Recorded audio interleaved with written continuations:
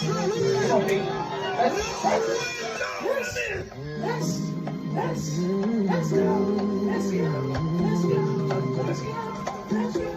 Oh, so you got a girl now. You change, make self-improvement. Takes all day. Spend time with your girl. That's gay. Spend time with your boy. Direct your way. No, I don't want to live alone.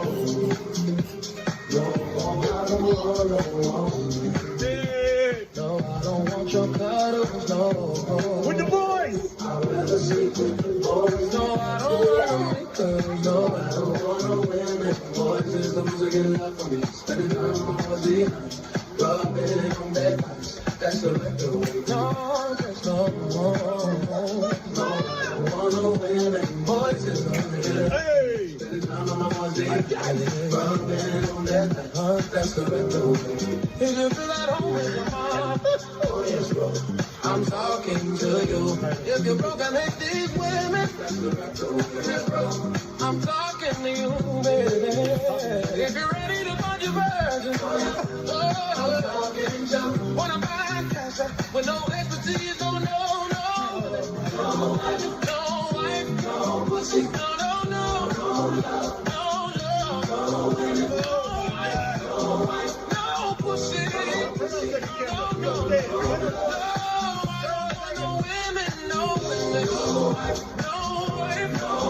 no, no. Like this. No, I don't want no women, no, yeah. No, no, pussy. No, no, no, no, no, no, no, no, no, women. No, I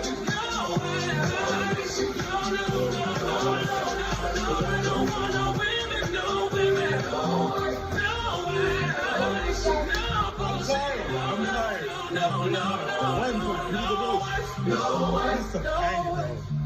That's the better way.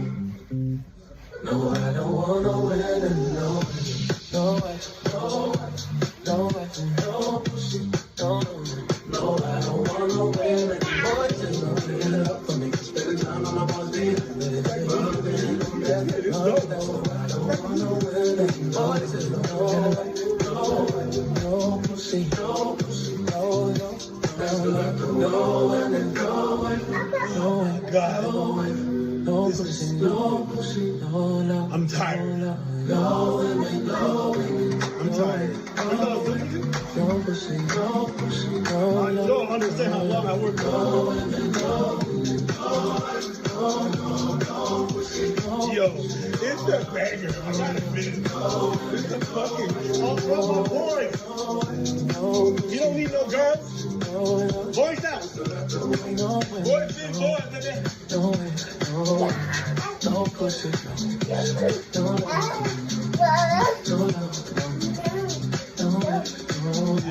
no pussy. How about we spending the whole week making beats?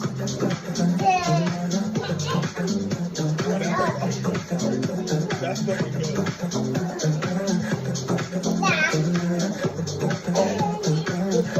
Y'all get it, please?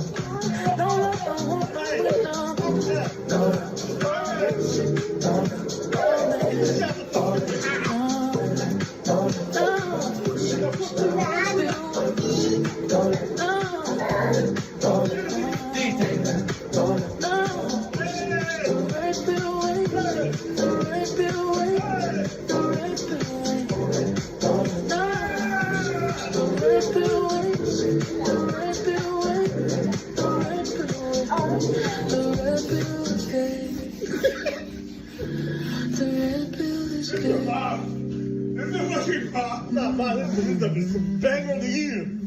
Anybody who asks, is the red pill dead? You play this fucking song.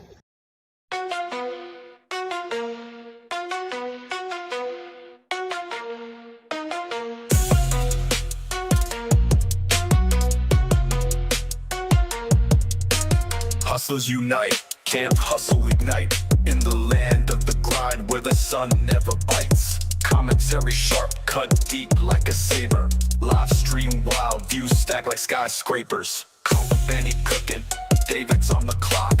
Cobbles with the shots, Exo Charles got the locks. Taking souls for free, snatching time like a thief. YouTube grind heavy, no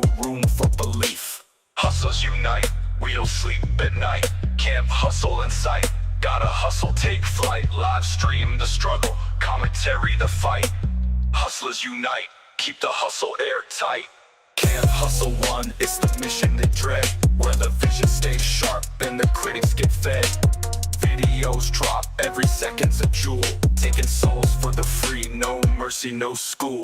Coke, Benny stirring pots, algorithm in the stew. David stacking chips, playing chess with the view. Cavils with the mic, truth bombs, they explode. Exotrolls in the shadows, unlocking every code. Mic in the hand, hustle in the veins. Content on the brain, never playing games. From the comments to the streams, this is how we reign. Hustlers unite.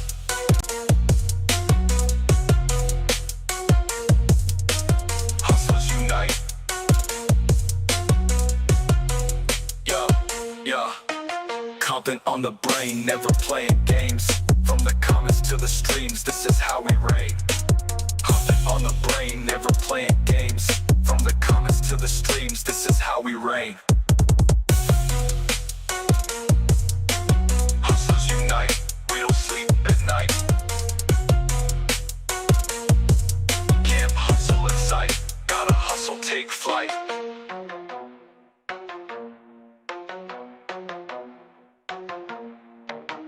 Mic in the hand, hustle in the veins. Content on the brain, never playing games. From the comments to the streams, this is how we reign.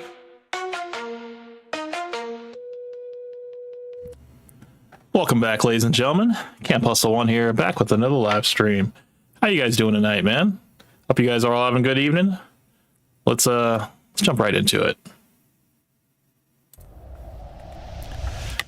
Hello. How are you guys doing?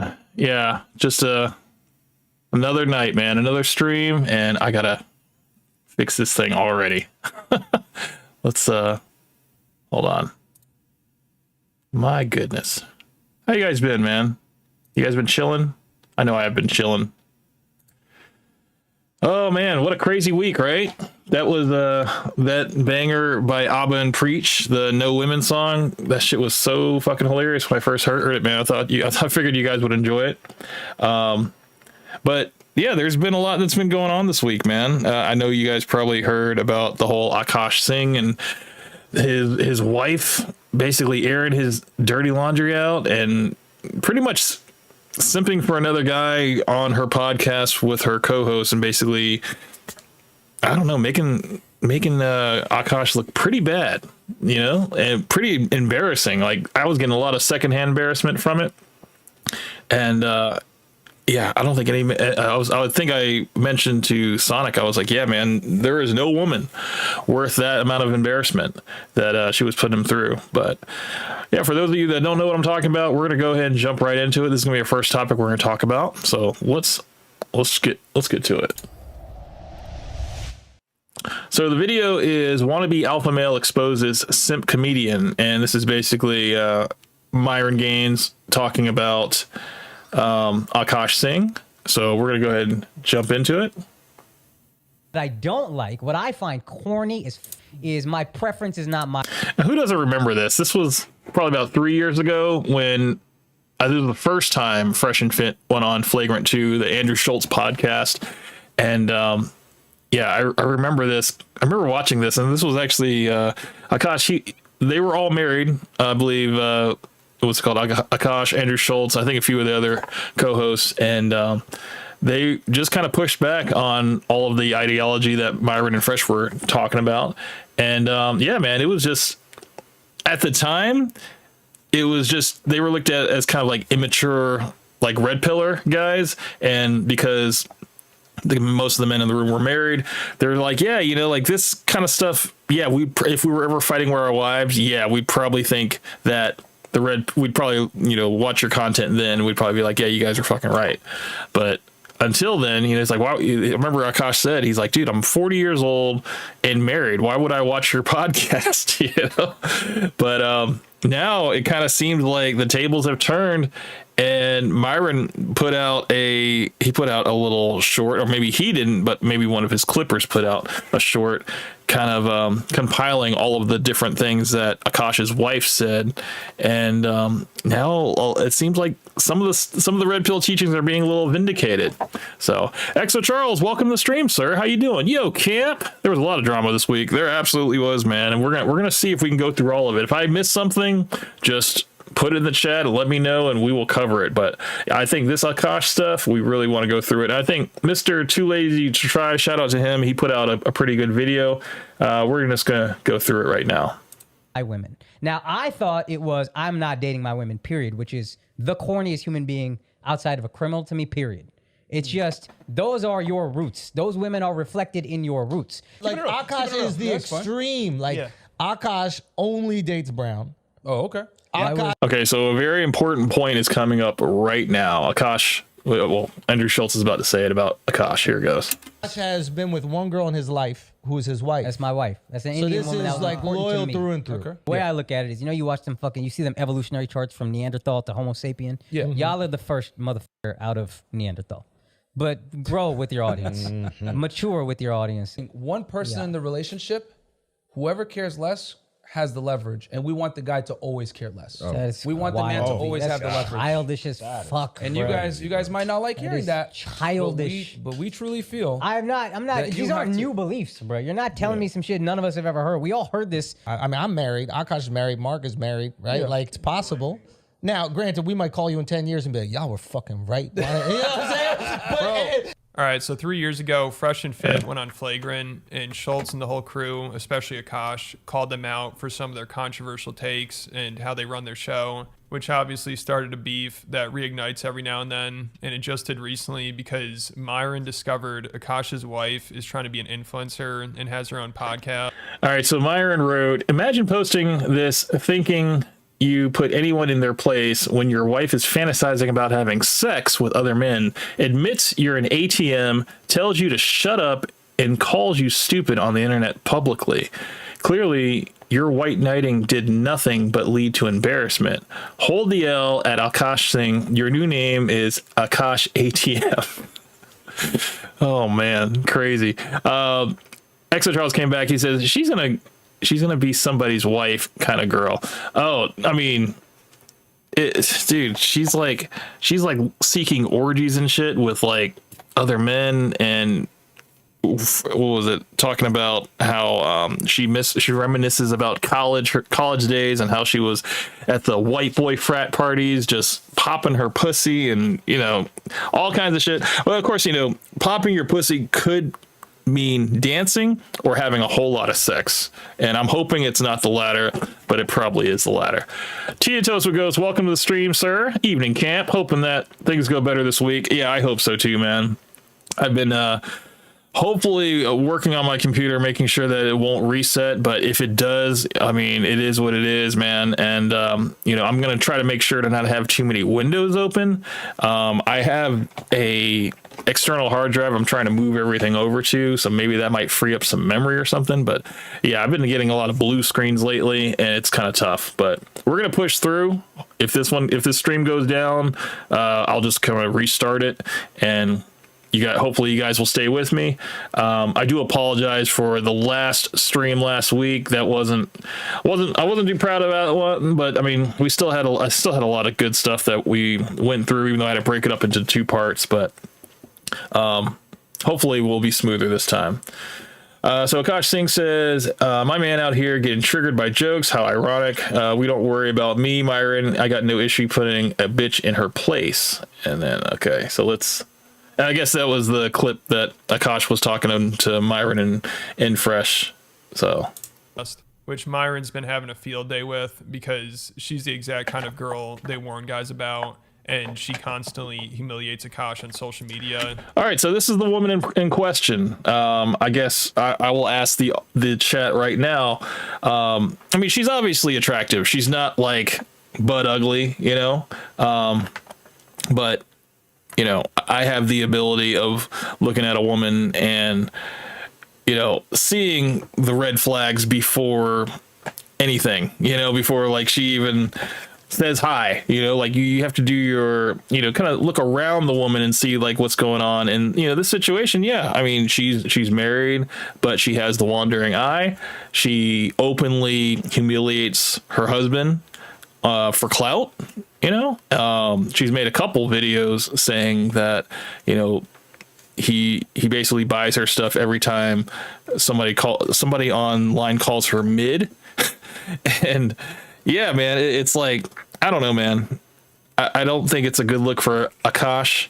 And yes, this is his first and only woman he's been with, but we know as men that, you can't put a woman on a pedestal.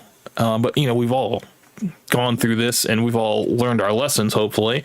But it's just tough to see a man who, I think Akaash is in his mid 30s, like 34, 35, I believe. And he's experiencing this, and in real time. I believe they're still together. I'm sure he's getting a lot of people hitting him up. A lot of people are hitting her up. A lot of red pill guys saying, like, I feel bad for him. And even feminists were messaging her on her Instagram saying, I actually feel bad for Akaash. And it's kind of crazy because feminists, they said, like, I never feel bad for men, but they feel bad for Akaash in this situation, which, that's what is pretty bad. So, but yeah, I mean, in terms of like, yeah, she's attractive, but she's also I think there's an age gap between Akaash and her. I think she's like 22, and yeah, she's experiencing FOMO and the fear of missing out. It's a very it's a deadly thing for modern women and modern relationships because of the internet, because of social media, and the options that women have and the connections that they've made. I mean, we're not supposed to have 3,000 connections, 3,000 plus connections, or millions of followers, It's like, I can see how that can do a number on one person's psyche, and they think that, oh yeah, I'm the shit. Like, I can have whatever I want. And now she's testing the waters with this podcast. I believe the podcast is called The Main Character podcast, which is a total like modern woman trope. I believe if you were to ask her what does she rate herself out of 1 to 10, she would definitely say she was a 10 with no improvement needed. Like, people just keep finding worse and worse clips, and it's painful to watch. I mean, this girl, she's up there with Jada Pinkett Smith, which she'd probably take as a compliment. That's how wild she is. So I just wanted to warn people before I get into this. The cringe is almost unbearable. Jada Pinkett's up there for probably one of the worst wives ever, like airing out dirty laundry and making the husband look like a fool. Like, Jada Pinkett is like an elite level of that's a situation you don't ever want to be in. But this woman, Akash's wife, is she's climbing the ranks because she's the new girl on the block. So every guy watching this is gonna die inside a little. So Akash's wife, I think she's 10 years younger than him, and she's trying to be an influencer, so she doesn't make any money, but she spends his money like crazy. Most of her videos are like shopping vlogs and vacations. And when she was asked if they split finances, she said, his money's our money and my money is my money, which Akaash sounds really stressed out about. Like, she had him on their podcast and he started flipping out about how she basically won't do anything. So Akaash is here on the right, and then you got this gentleman here who is the husband of her co-host on the Main Character podcast. And she was like hardcore glazing him in front of Akaash, saying like all this crazy stuff. Like, she's nervous to meet his dad, and like his body, his face, and all this stuff like goes crazy, all this other stuff. She's gonna say it, and it's pretty bad. It's like you would hope that your wife would have a little bit more tact, especially a little bit more respect for you, but it doesn't seem present here. It just seems like she really resents Akaash. And at one point of this interaction where she's like glazing her co-host's husband, Akaash actually flips. He has his hat facing forward, but he turns it backwards just to kind of like remind his wife of this man. And it's a very subtle thing, very quick, but I caught on to it and I was like, damn, dude, like that's how bad it is. He's just trying whatever he can to get his wife to look back at him. And I mean, as a man who's married, you should never have to do that, dude. No man should ever have to do this. And you know what? They don't have kids. So he's not tied down to her at all. Like, he's literally just attached to her because she's the first woman he's ever been with.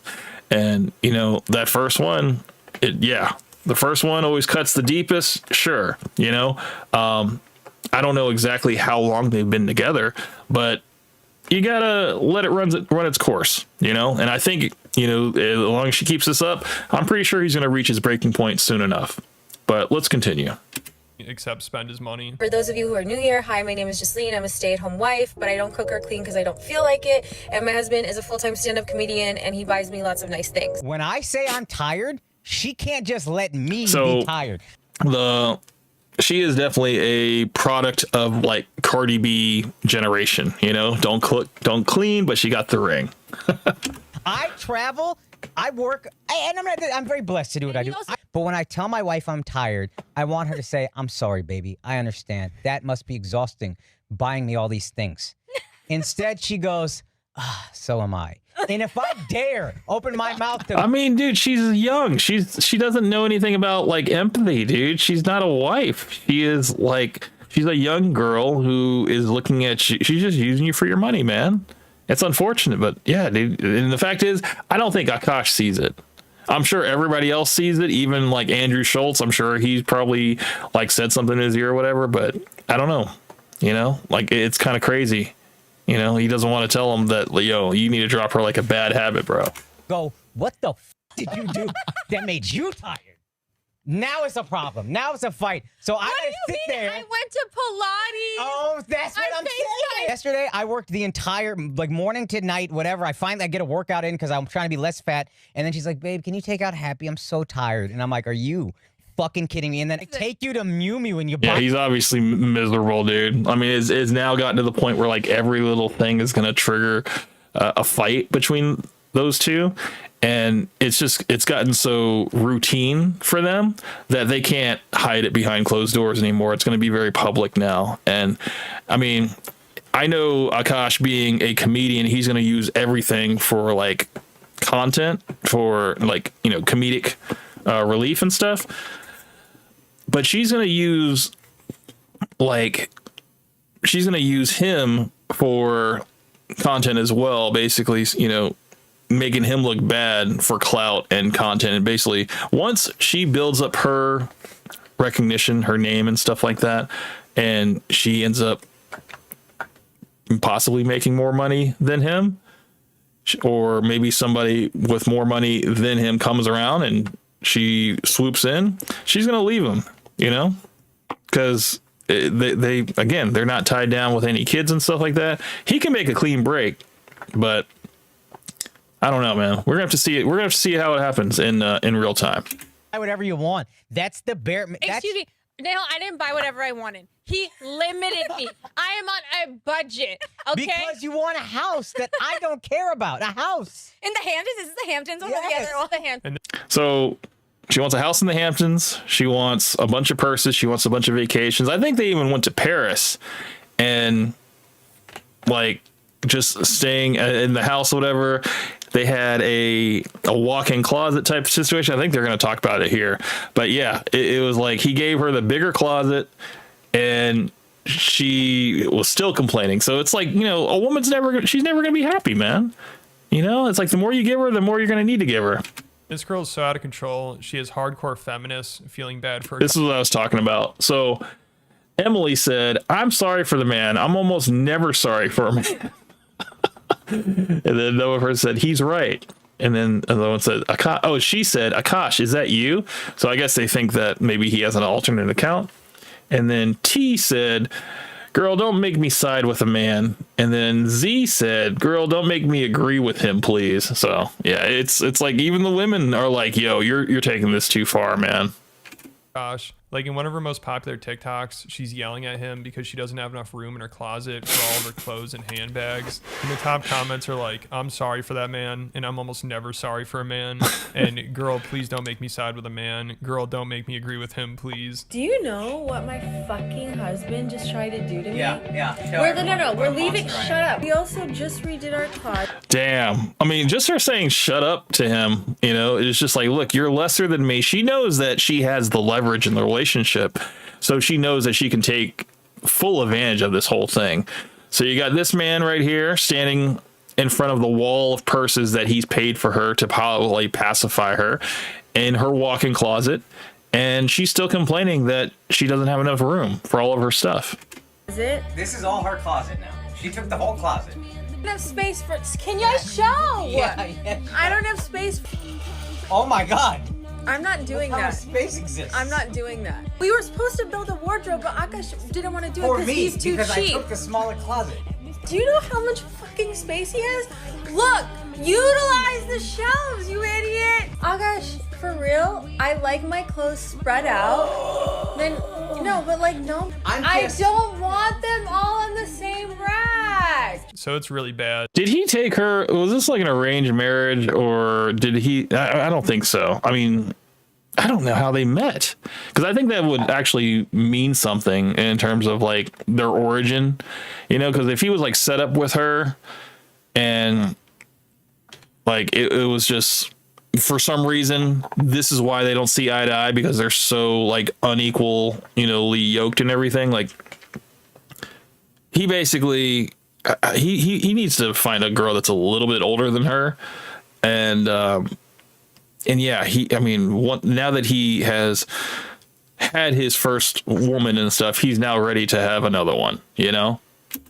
And it just keeps getting worse. You know, I'm sure people are stressed out just watching this, because also when she's not spending Akaash's Because she doesn't appreciate him, dude. You know, it's like, this is just hardcore, like beating him down every day. And I'm sure, you know, him just going out on the road, doing his, you know, comedies and shows and stuff like that. That's like a break from this. And then he has to come back for it. And then he's like, oh, I'm glad I'm going back out again, you know? So that might be why this relationship has lasted as long as it has, because he has been kind of absent outside of the relationship. She's publicly humiliating him on social media to try to make her own money and jumpstart her career. I mean, she has this dude completely wrapped around her finger, because also she's the only girl he's ever been with, and looks wise is out of his league, which comes with a price, literally. So she knows she has all the leverage, and she acts like it. I mean, oh God, this one's coming up. Why college nostalgia is so painful. This is where she's gonna start talking about her frat parties, and yeah, it's not going to be good, man. I die inside when I hear this. He's out there working all day so he can afford her lifestyle, while she sits at home reminiscing about her time in college. Sometimes I get so painfully nostalgic for college. So for context, I went to college from 2011 to 2016. I was popping my pussy and living my best life in these white boy frat houses. And I had a roster of guys that I would rotate through. So it's like, sometimes it like literally hurts my heart. And when the nostalgia is that painful. My wife also had. She has absolutely no self-awareness, like what this is doing, you know, what she is saying and the effects of it. I'm sorry that I paused at that part. Let me go back to just 1 second. We're at 519. Let's go to 515. There we go. So we can get what Akaash says, because the basically part where she's talking about this, her college days, they're gonna hard cut to Akaash talking about her. So here we go. Hurts my heart. And when the nostalgia is that painful. My wife also hadn't had any sexual partners, so that helped us connect a lot more. Let me ask you this. Oh my God, Akaash. Oh man, what is that? What's it called? That phrase when somebody is like so naive, it's just like, what do you say? Like, my sweet summer child, like you're so innocent, you have no idea what's going on, man. Like, this is just, oh man. So hold on, let's go back again. DJ Kendrick, welcome to the stream, sir. Jay, welcome, sir. Let's go back just a tad. My wife also hadn't had any sexual partners, so that helped us connect a lot more. Let me ask you this: do you believe her? So someone needs to take her phone away. I mean, that was brutal. I almost feel bad for Akaash, but he's probably just like, hey, at least she's doing something other than spending my money. And obviously he should have known what he was getting himself into, but he was in. All right, so Myron is back. He says, R.I.P. Akaash Singh. Your wife officially changed your name from Akaash Singh to Akaash ATM. Andrew Schultz is next. I better never hear from you flagrant simps ever again. And Kool-Aid Assassin, he says, it's right. It's all right, Myron. I got you. Next time he wants to talk, send him this. Denial. Damn. Like the most disturbing thing is she's obsessed with her podcast co-host husband. Oh, It's so God. uncomfortable. Like she'll talk about how attractive he is all the time, and she'll bring up his dick, and she's begging them to have an orgy with her. And she's also even like, Akaash is great and everything, but I think your husband might be even better. Akaash is such a fucking king. Like everyone knows he's the best husband, and I don't often find men that measure up to him. And like Nav completely measures up to him, if not more. Can I just say, like not in a weird way, he's so good looking. Oh, thank you. And Would y'all ever have an orgy together with your husbands? Rhea, She tried. I'm actively trying to have an orgy because this couple is so fucking good looking, and you haven't seen Nav yet, but wait till you fucking see him. His body goes crazy. His face card always slays, never declines. And it's kind of weird because I'm talking about your husband. No, I kind of love it, but I'm like, us four? Okay, maybe.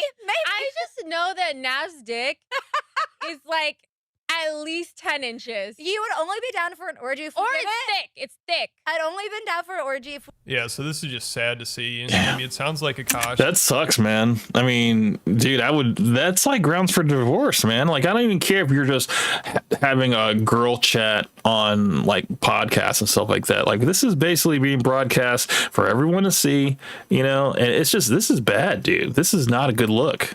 Not a good look at all. Is a good husband, you know, he tries to do everything right, he spends all this money on her, but it's not enough, and she still feels the need to publicly humiliate him. And This is why you can't lead with your wallet. You lead with your wallet, and yeah, you're gonna get a woman that's gonna never be happy or satisfied. She's always gonna want more. try to hook up with her friend's husband. Like, also, they actually had their husbands on the show. And you know what? Maybe this might be her way of wanting out. You know, she's like, look, I'm gonna test the waters because she definitely doesn't like see a future with Akaash if she's doing this.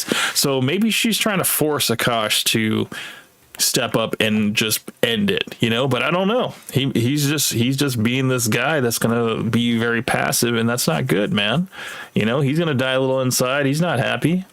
And Akaash's wife, again, makes it very clear that she's really into this guy. Like, she keeps hitting on him right in front of Akaash. And the guy's wife, too. You know, her co-host, I'm sure, is kind of uncomfortable about this. Like, it's just so awkward. She has no respect for Akaash. And he's like, yeah, I think the guy's great, too. But it's kind of annoying how great he is, which he's probably annoyed that his wife clearly wants to be with him. And she doesn't even try to hide it. Like, she brings up the orgy again and his dick, and then said she's really nervous about meeting his dad for some reason. I mean, she just cannot help herself. And Akaash, he just sits there and takes it. You know, I guess he's at the point where he just has to let her do whatever she wants. So this is just such a mess. I can't believe it's real. You know, I feel like somebody needs to step in and just be like, all right, this is too far. You guys can't be doing this podcast anymore. This is too much embarrassment. And of course, she's giving Myron from Fresh and Fit all the ammo in the world to go. Myron says, hey, Akaash Singh, shut the fuck up and never talk shit again. Focus on your ran through thought wife. God damn. After Akaash.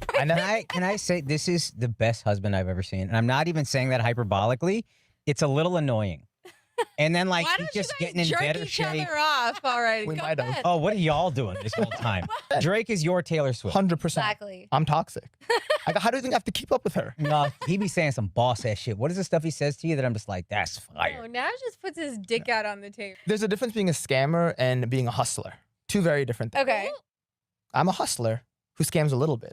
I'm not a scammer I'm who not hustles. gonna lie, that was sexy, and that's why I'm actively trying to have an orgy. Wait, he used to sell like iPhones, buy iPhones and sell them. Have you seen his Instagram thumbnail? You know I've shown that to multiple dudes. Saved under his Look favorite. at my wife's. I mean, now Akaash is glazing him too, and it's not making the situation any. I mean, maybe this is a coping mechanism. You know, most likely this is a coping mechanism because yeah, he definitely is hurt inside. So the only way he can do is just compliment him a little bit. Podcast partner's husband. It's crazy. Ain't that crazy? Hold up, I just saw something. What the fuck was that? Hold on, go back. Is that a dog? He has a picture of his dog on his wallpaper? What the hell? That's not good. Damn. Hold on. Let's see if I can get a freeze frame on that. Oh, look at my wife's podcast partner's husband. Oh no, dude. Why would you do that? Hold on. Let's see if I can get full. Go full. Screen cap on that. That's not good, man. Why would you do that? I mean, okay, I get it. You love your dog and stuff, but that's not cool, man. That's not cool at all. I'm not a dog person, so I guess it's still, I can't really understand. You would think, if he's like so up his wife's butt, whatever, that he would actually like have a picture of her or maybe both of them together. That's kind of normal, but I don't know. This is kind of weird. Because dogs, you know, I think we've already heard that dogs are they're more coping mechanisms, you know, like they're just something that you can take care of because you don't have kids of your own. So they kind of take the place of that. And there's a little bit of psychology in it. It's crazy. Ain't that crazy? I've shown it to multiple guys. Exo Charles came back. He says, with a wife like that, I would rather spend all my time outside. She sounds insufferable. Yeah, dude. I mean, just think. Every interaction that you have with this woman, you have to be spending money. You have to either be taking her somewhere, buying her a new purse, or, I don't know, building her a wardrobe or something, you know? And I can see how that can just weigh on your soul, and you're just like, you know what? I would rather just go out on the road and make some money, you know, and maybe talk a little shit while I'm on my comedy tour, you know, and maybe throw her, because she's definitely not going to be paying attention. She's not going to be watching, you know. Maybe that's the situation. Maybe he gets to vent a little bit that way, but I don't know, man. I think it's just best for maybe him to exit this relationship. He'll probably that's the thing. You don't see how bad your relationship is until you're actually out of it. Because once you're in it, it's like, it's tough to listen to anybody like tell you anything, because it's like, you know, the heart wants what the heart wants. And unfortunately, you know, this woman took his heart. Also showed it to multiple people. I'm meeting Nav's dad tomorrow, and I will say I'm fucking nervous because he has the, not to be weird, but he has big dick energy, and he's obviously based off stories. Yeah, and here we go. He's got his hat backwards just to kind of be a little bit more like Nav, and it doesn't really work, does it? It doesn't work at all. He's a Don, let's face it. But thank you guys for being on the main character pod. We love you. We hate you. I guess we respect we you. love you, but I actually love you and want to fuck all of you. Jesus. Yeah, so hopefully Akaash can get out of this mess. That's because tough. It only seems to be getting worse. Like, this relationship is not good for him. But of course, I don't think he'll ever be able to leave her. And Schultz, he has to be somewhat aware of this stuff. Like he said, dude. I mean, that's the thing. I think Andrew Schultz probably said something to him offline. You know, he probably doesn't want to. He probably has a little bit more respect for Akaash, that he doesn't want to, you know, burn any bridges with him. So yeah, he's probably gonna want to talk to him offline and be like, "Hey, man, like, you need a course correct, man, because this is making you look pretty bad here." You know, like, maybe you guys. I mean, maybe he's not saying leave her. Maybe he's like, maybe you guys need to go to counseling or something like that, or have somebody else with a professional background be able to kind of look at a relationship and see whether it's salvageable or not. I'm not a professional. I can't say, you know, whether they'll go the distance or not. I can only speak off of probabilities. And, you know, I think I got to go with the majority on this one. I don't see it going the distance, man. And the worst thing that could happen is she gets pregnant and then she traps him with another kid, a kid, you know, an actual kid. And then now he's stuck with her for either 18 years or longer, so he doesn't get put on child support. Because I'm pretty sure she would leave him, take his kid, put him on child support, and make him not see his kid. Really wants Akash's wife's career to blow up, so then she has all the leverage in their relationship, which would probably mean she'll leave him. I mean, she already has all the leverage, but if her career blew up, then that's probably going to happen. So maybe Schultz thinks that's the best outcome because Akaash is never going to leave her. But let me know what you guys think. And I just covered. It looks bad. It looks really bad, dude. Like, even like for any future relationship that Akaash will get into, you know, like, this is all over. This is, everybody can see it. It's not a good look, man. So it's going to take a while. It's going to take a while for this to blow over. I mean, I know the internet moves fast, but this is kind of like what everybody's talking about right now, you know? And I'm sure he's getting hecklers at his comedy shows about his wife and stuff, that he has to either, you know, lean into it, try to say something about it, or just kind of blow past it and just kind of ignore it, you know. But it's not a good look. I do want to go to the thing I saw. I think it was from Myron. I want to say it was from Myron about this whole Akaash thing. I don't know if it was a short. Where is it? Yes, it got way worse. Let me see if I can find it. He's done. Let's see. Where is it? Puts him on blast? No, not that one. I gotta find the. It was a short, actually. Let me see if I can find the short, because the short was pretty fucking crazy. I think it would be. Let's check. Oh wait, shit. That was. Let me just go to this. He's still talking about it right now. Where is that short?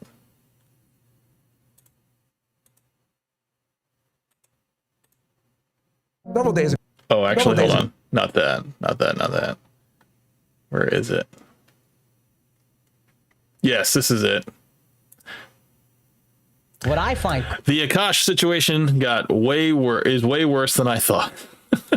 This is it. And you know, we got to give Myron his W's when he gets them. And yeah, I mean, I honestly say that, you know, I can't agree with Myron on everything he says, but at least on this situation, in terms of Akaash, yeah, I mean, he kind of had things right in terms of, yeah, you can't simp, you know, don't simp, don't put this woman on a pedestal, because it's gonna go to her head and it's gonna blow up in your face. And so yeah, now Myron is sitting pretty because, you know, he was right. So here we go. Horny is my preference, is not my women. Now, I thought it was I'm not dating my women, period, which is the corniest human being outside of a criminal to me, period. Akaash only dates brown. Akaash has been with one girl in his life who is his wife. That's my wife. That's an So Indian this woman is that like was loyal important to me. through and through. Sometimes I get so painfully nostalgic for college. I was popping my pussy and living my best life in these white boy frat houses. I'm actively trying to have an orgy because, and you haven't seen Nav yet, but wait till you fucking see him. His body goes crazy. His face card always slays, never declines. And it's kind of weird because I'm talking about your husband. I just know that Nav's dick is like at least 10 inches. Okay, I have two butthole stories. So one time I met this guy on Tinder and I like woke up in the morning and like my asshole was a little sore. Oh my God. And I remember, what kind of porn do you watch when you use a vibrator? I just think my imagination is vibration enough. I just think of like my own husband while I'm like doing it. Wait, that's kind of baller, but I could never do that. Yeah. Damn. And so I would. It's just like shot after shot after shot, dude. This is awful, man. Like I'm getting like secondhand embarrassment. I'm just thanking the Lord that I'm not going through this right now. I could not imagine. Gene Tosco Ghost came back. He's like, she's a 5 in the looks department, 0.5 in the personality, and an average 2.5. This is the kind of woman why my father dates men now. Oh man. I mean, this woman would be a recreational use only. And I you know, I don't really like to repeat red pill talking points, but there are some women that you just have to kind of take your losses with, you know? Like this woman is obviously, she has her agenda. She's obviously captured by the modern woman mentality of, you know, your money is her money and her money is her money. So, you know, there is no building with this type of woman. You know, you would just, you know, you would just take your losses, cut your losses. If you want to have sex with her, if the price is, oh, you got to buy me a handbag, then you're just like, no, I'm good. You know, like there's no woman worth this embarrassment. I said that on Sonic's video, I think, when he covered this. And yeah, it's just, there's no woman worth this embarrassment, especially that you don't have kids, dude. You can totally just break free from this one and start anew, clean slate, you know?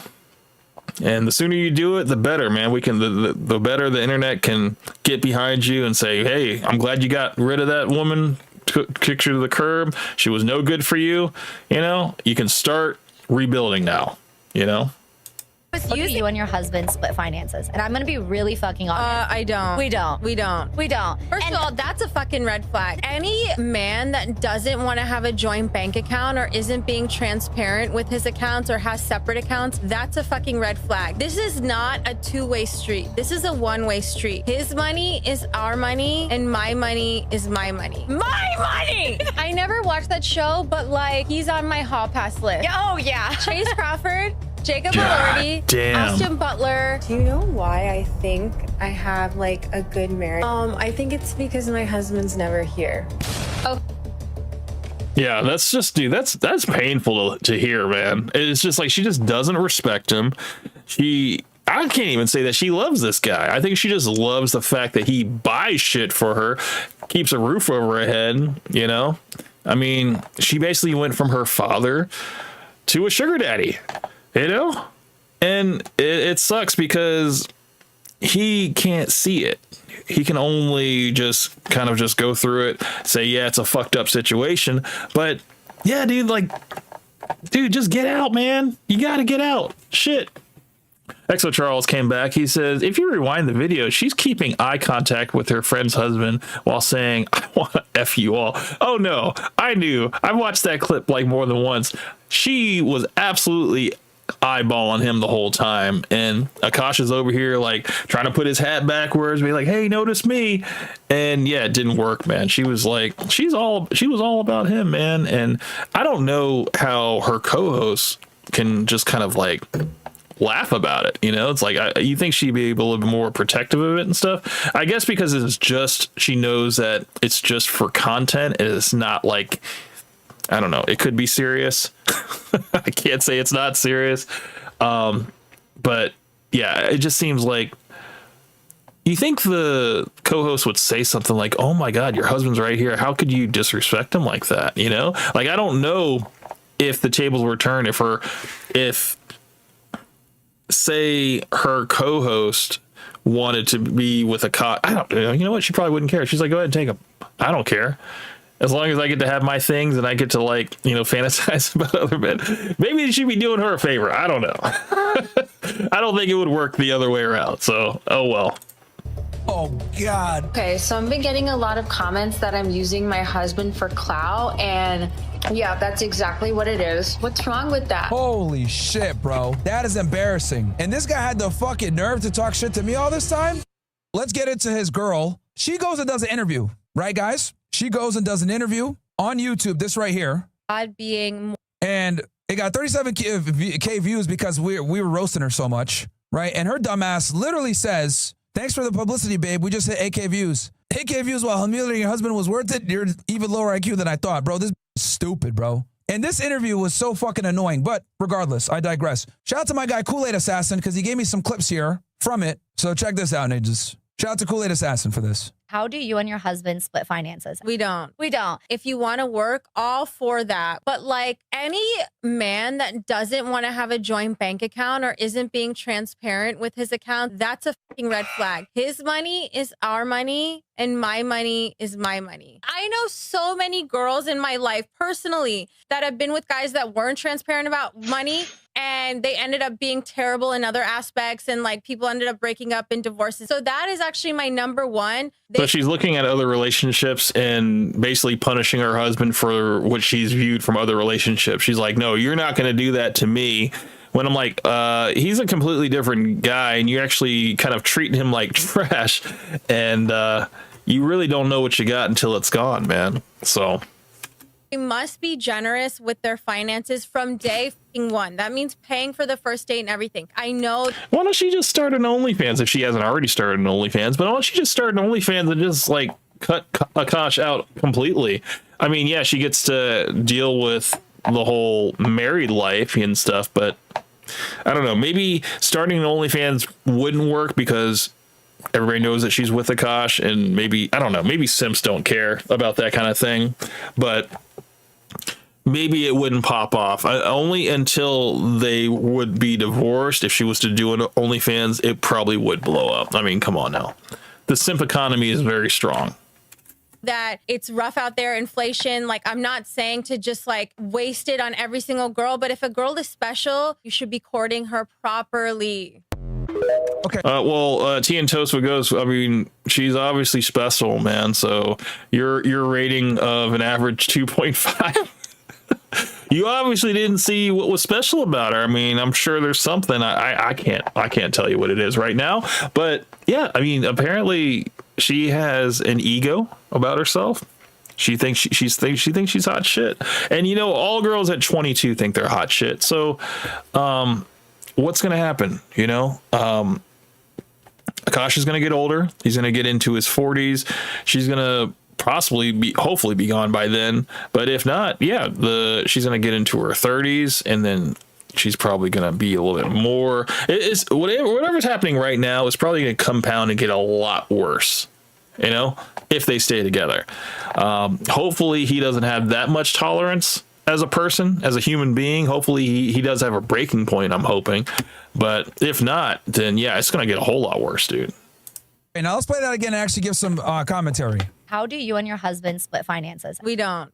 If you want to work. And that is one of the primary reasons why she deals with him. Work all for that. But like any man that doesn't want to have a joint bank account or isn't being transparent with his account, that's never have a joint bank account with your girl ever, chat, ever. a fucking red flag. His money is out. To be honest, it's probably better your girl doesn't even know how much money you make. If I'm going to be all the way 1,000 with you guys. Welcome, punch. Because then you get predatory like this. Our money and my money is my money. Now, this is how women operate. I told you guys this for years. Your money is my money and our money, but my money is my money. And this is how a lot of women operate. And that's fine. Look, I don't even have a problem with that because I do tell you guys all the time to be. Yeah, well, I mean, women don't make the amount of money that. Well, okay. Myron is going to be preaching about, yeah, you definitely need to make more money than your woman. That way she doesn't leave you, you know? So if you're in a situation where you're, you know, making 1.5 to even like double the amount of money that she's making, it doesn't matter the money that she makes. Her money is actually her money because it doesn't really matter to you. You know, it's so little amount, it doesn't affect you at all. And you know, the money you're making, you can cover the bills, you can cover the expenses, you can cover you know, the luxuries and stuff like that. But if you're in a situation where you're probably not making enough money, maybe you're like, you know, maybe you're trying to do like this 50-50 thing, it wouldn't work with her. It definitely wouldn't. So she's aiming high. She's aiming high and she's not going to settle for less.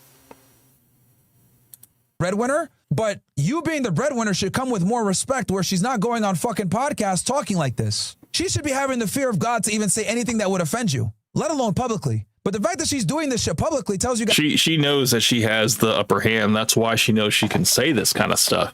She knows that she is the first, that she has his heart, and he's not going anywhere, you know? Because maybe, you know, what she says on camera is really bad, but then what she says off camera, you know, she kind of probably reassures him like, no, you know, I'm not being serious. I'm just trying to, you know, I'm trying to build my platform. So I'm going to try to say some crazy stuff that will get clipped up, whatever like that. But you have to understand it's not real. You know, she could be spinning it like that, like just trying to like placate to his ego and be like, look, you know, like I'm not serious, you know, but I'm going to say some stuff. I hope, you know, you're a comedian, so you understand, you know, you can say whatever you want about this relationship. And I understand you're just doing your comedian thing. It's just you're trying to make people laugh and stuff. I can understand that.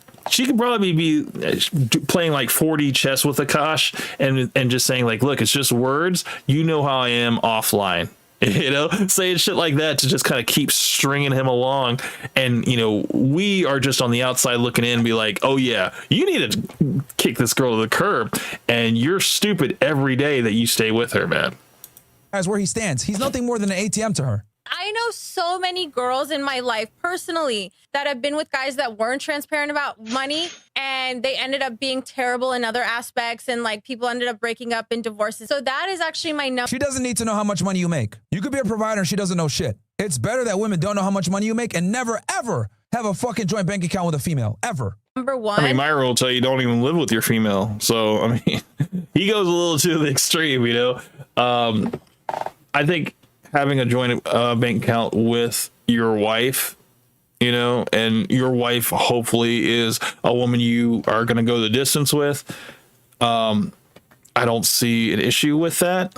You can also have multiple bank accounts and stuff like that, but you can have the main account to pay bills and stuff, you know, that you guys both put money into, or whatever. I don't know, man. I think there are, it all depends on the individual that you're with, you know. Definitely don't try to like do this with every woman or every relationship you're with and stuff. You know, you're going to just be completely cleaned out because you're going to probably come across a woman like this who doesn't care about you, but just cares about your finances. Gene Tozo Ghost came back. He says, content my ass. She would rather do her friend and her husband than be with her husband. Yeah. I mean, it seems like that. And you know, that's the thing. It's like, as a, I'm a content creator as well, man. I look at it that, yeah, there are a lot of people out here that are going to just say whatever it takes to get a rise out of people. You know, men do it, women do it. And, you know, women, unfortunately, they always seem to go towards the sexuality part because they know that that's, you know, where their power is and where a lot of people are going to have eyeballs on them. And if they're going to say like, yeah, I don't, you know, this woman obviously doesn't respect her husband, there's going to be a bunch of simps out there that are going to be like, hey, maybe I got a shot, you know, maybe I can like steal her from her, you know, and then, you know, maybe looking at the Nav guy, people can look at him and be like, dude, I'm way better looking than this guy. Like, I could totally like take her from Nav, you know?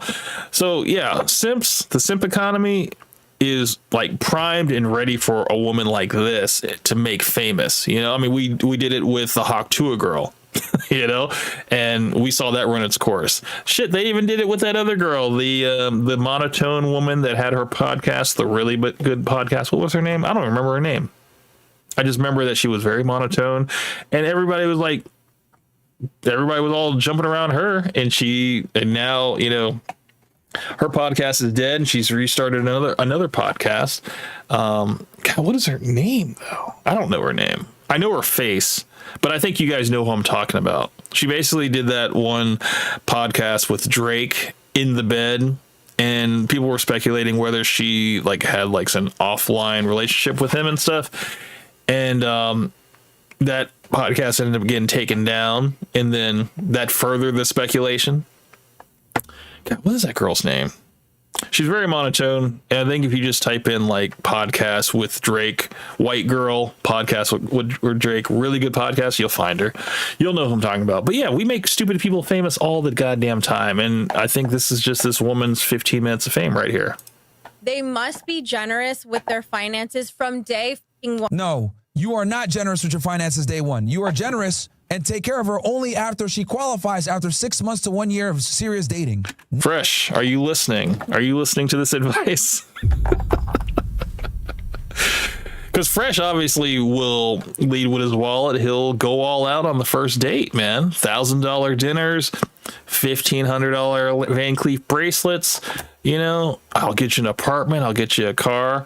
And then, you know, it got too hot for him. You know, he realized, oh shit, I forgot I was on a demonetized podcast, and I don't make that kind of money. So, but now you have Myron, who had Angie for that period of time.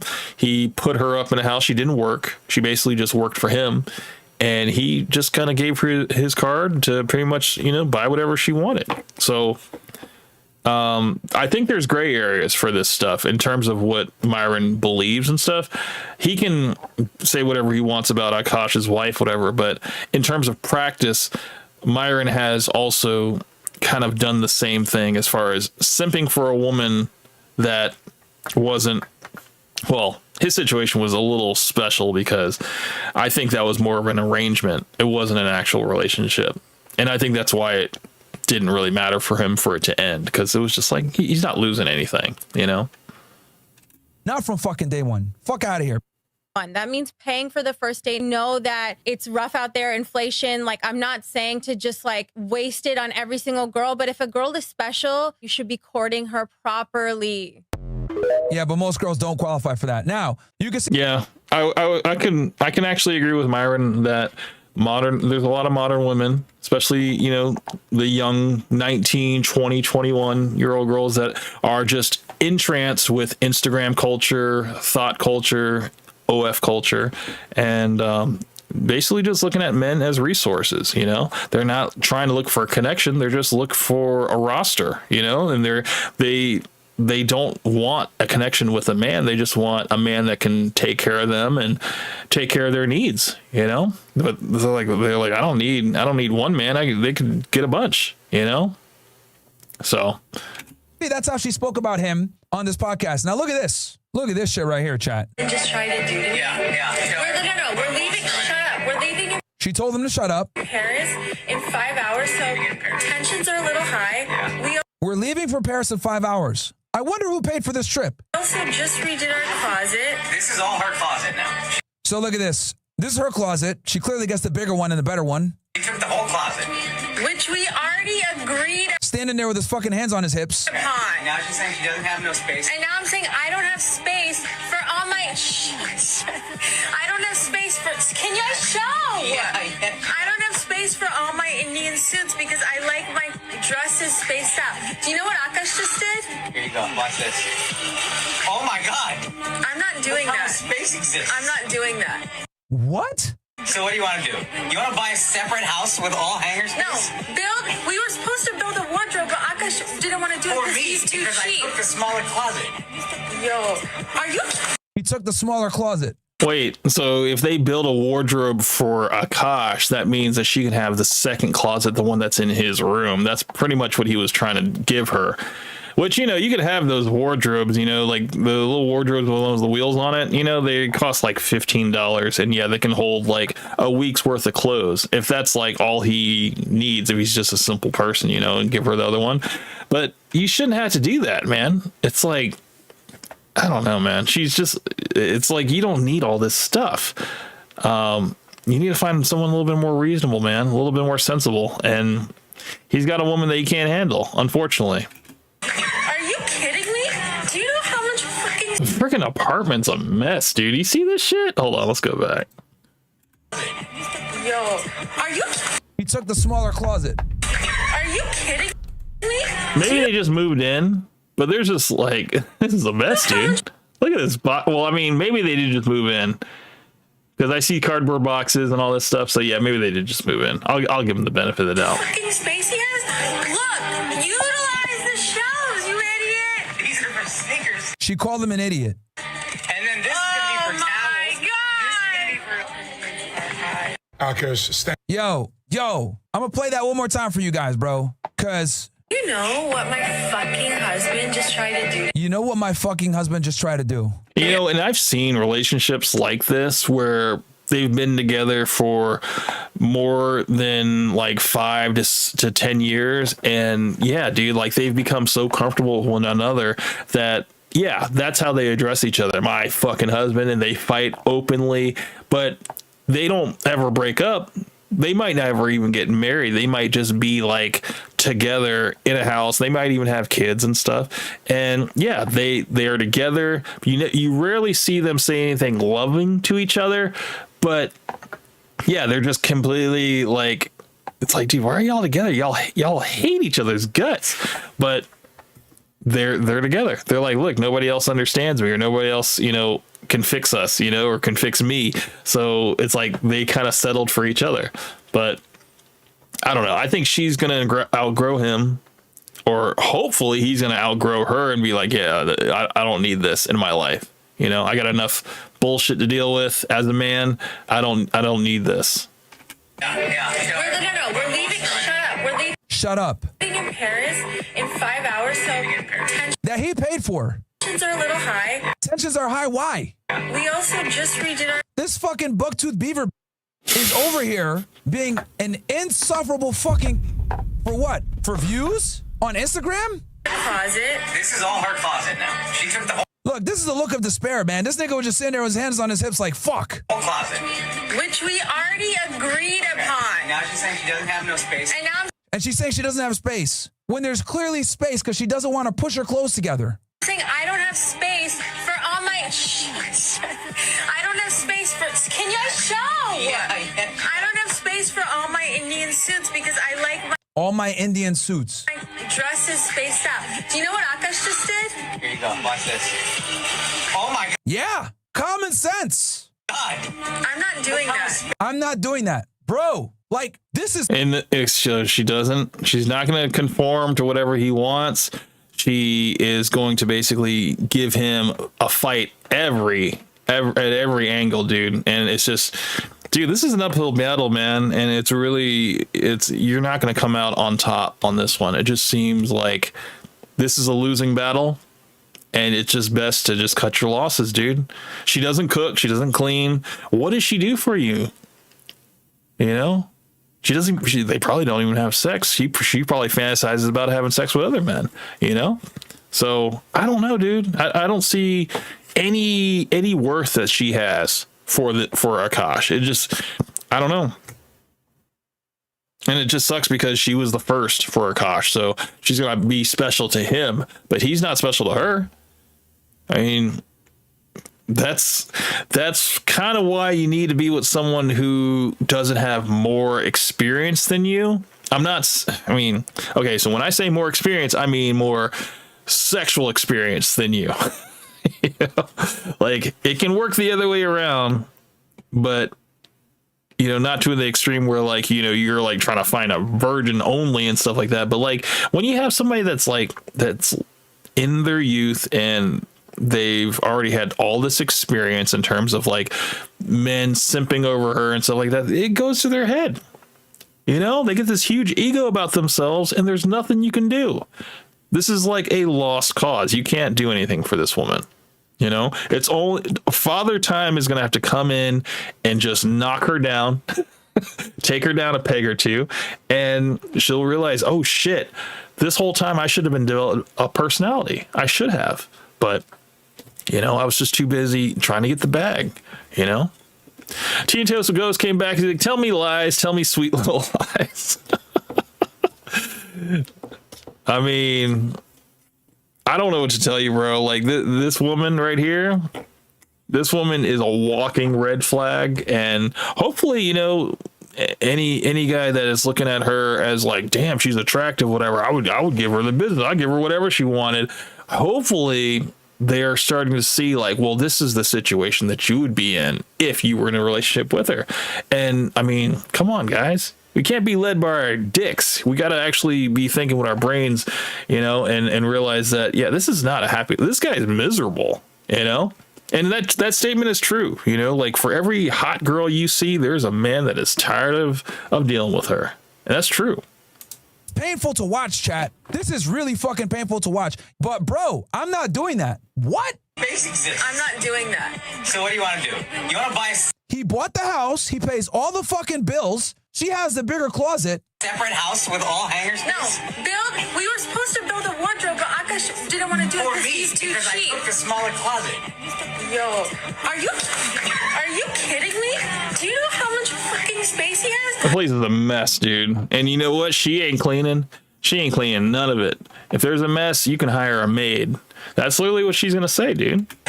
This is embarrassing, bro. This is a humiliation ritual. Like, this is not cool whatsoever at all. This girl is a fucking ingrate. All right, so here we go again. The embarrassment ritual never ends. This comes from oh god, the college days. Here we go.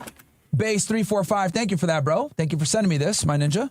I get so painfully nostalgic for college. So for context, I went to college from 2011 to 2016. The top 4 songs when I came back for my sophomore year: Click, Pop That, Bands Make Her Dance, Birthday Cake, the 2 Chainz, Birthday is... Bro, what the fuck? It's your birthday. I was popping my pussy and living my best life in these white boy frat houses.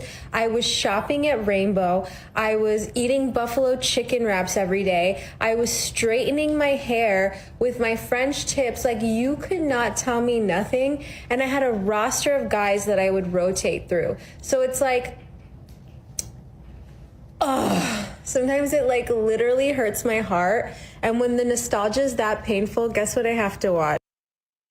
What do you think when she says rotate through? Do you think she was just stringing all these men along, not having sex with them, but just getting their resources and stuff, because she was so hot? No, No, she was giving it up, man. She was popping her pussy, possibly having sex with multiple dudes. And it sucks because Akaash has this whole view of her that she is this pure soul, that she didn't have any sex with anybody while she was in college. You know, she probably told him that and he believed it. You know, the sweet lies. He's just like, I'd rather just believe the lie than watch the clip. You guys stop sending me AI clips of her, okay? Because this shit is just AI. I don't believe it. That's probably what Akaash is saying. And you know, Myron and her, they got something in common, man. They were both popping their pussy for the white boys in the frat houses, dude. Myron just had, he had a little bit of a different experience. He didn't have a roster. He had his one and only.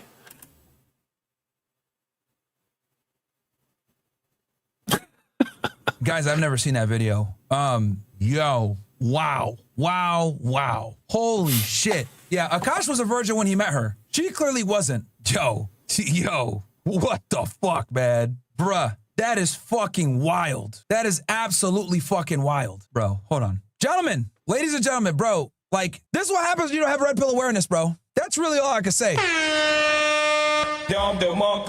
This is what happens when you don't have red pill awareness. I've never. Teen Tells Me said marching red parade.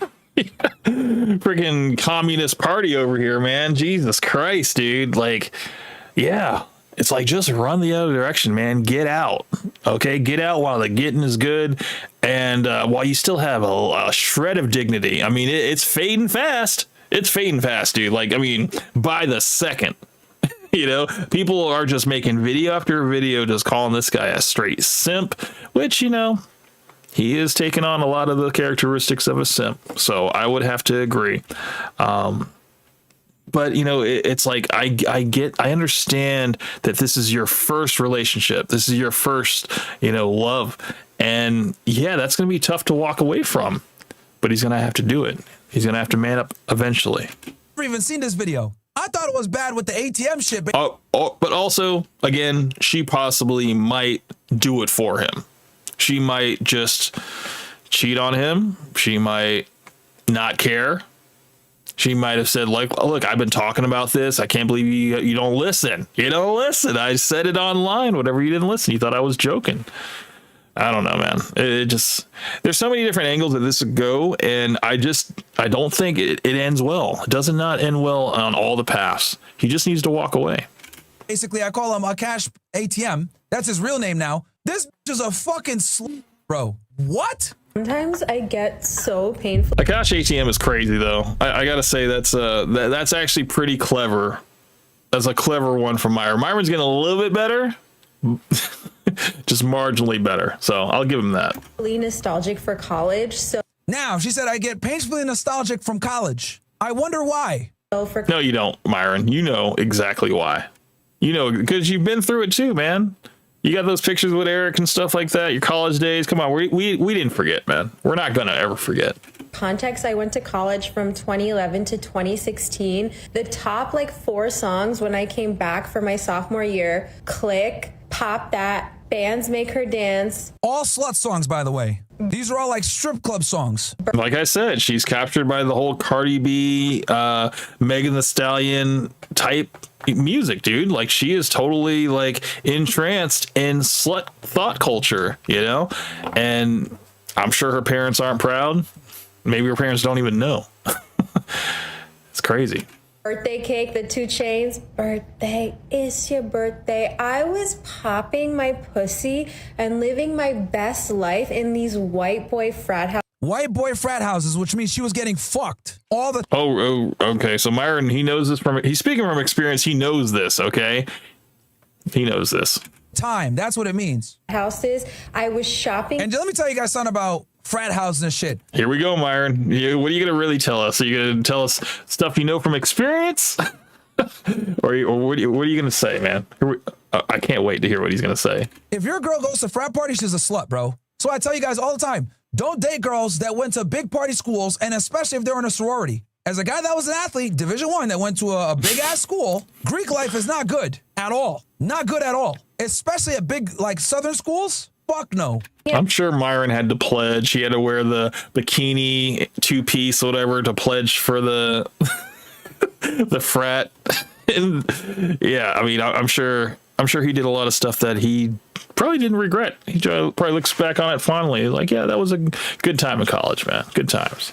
Rainbow. I was eating buffalo chicken wraps every day. I was straightening my hair with fucking dude. This is embarrassing. And the fact that she talks like this so openly when she's married is fucking embarrassing. This bug teeth fucking bro. I feel bad for Akaash. I legitimately feel bad for this nigga, bro. Wow. Would y'all You gotta feel bad for him, but at the same time, you gotta be like, well, you know, this is the life that he chose. You know, you could totally get out of this if you wanted to. You can make that choice. But the fact that he's going to continue with this public humiliation ritual, you know, sometimes you got to let people fall on their face. ever have an orgy together with your husband? Priya, She tried. I'm actively trying to have an orgy because this couple is so good looking, and you haven't seen Nav yet, but wait till you see him. His body goes crazy. His face card always slays, never declines. And it's kind of weird because I'm talking about your husband. No, I kind of love it, but I'm like, us for it? Okay, maybe. I just know that Nav's dick podcast. is like at least 10 inches. You would only be down for an orgy if or it's thick. Bro, what? Yeah, that's crazy to say.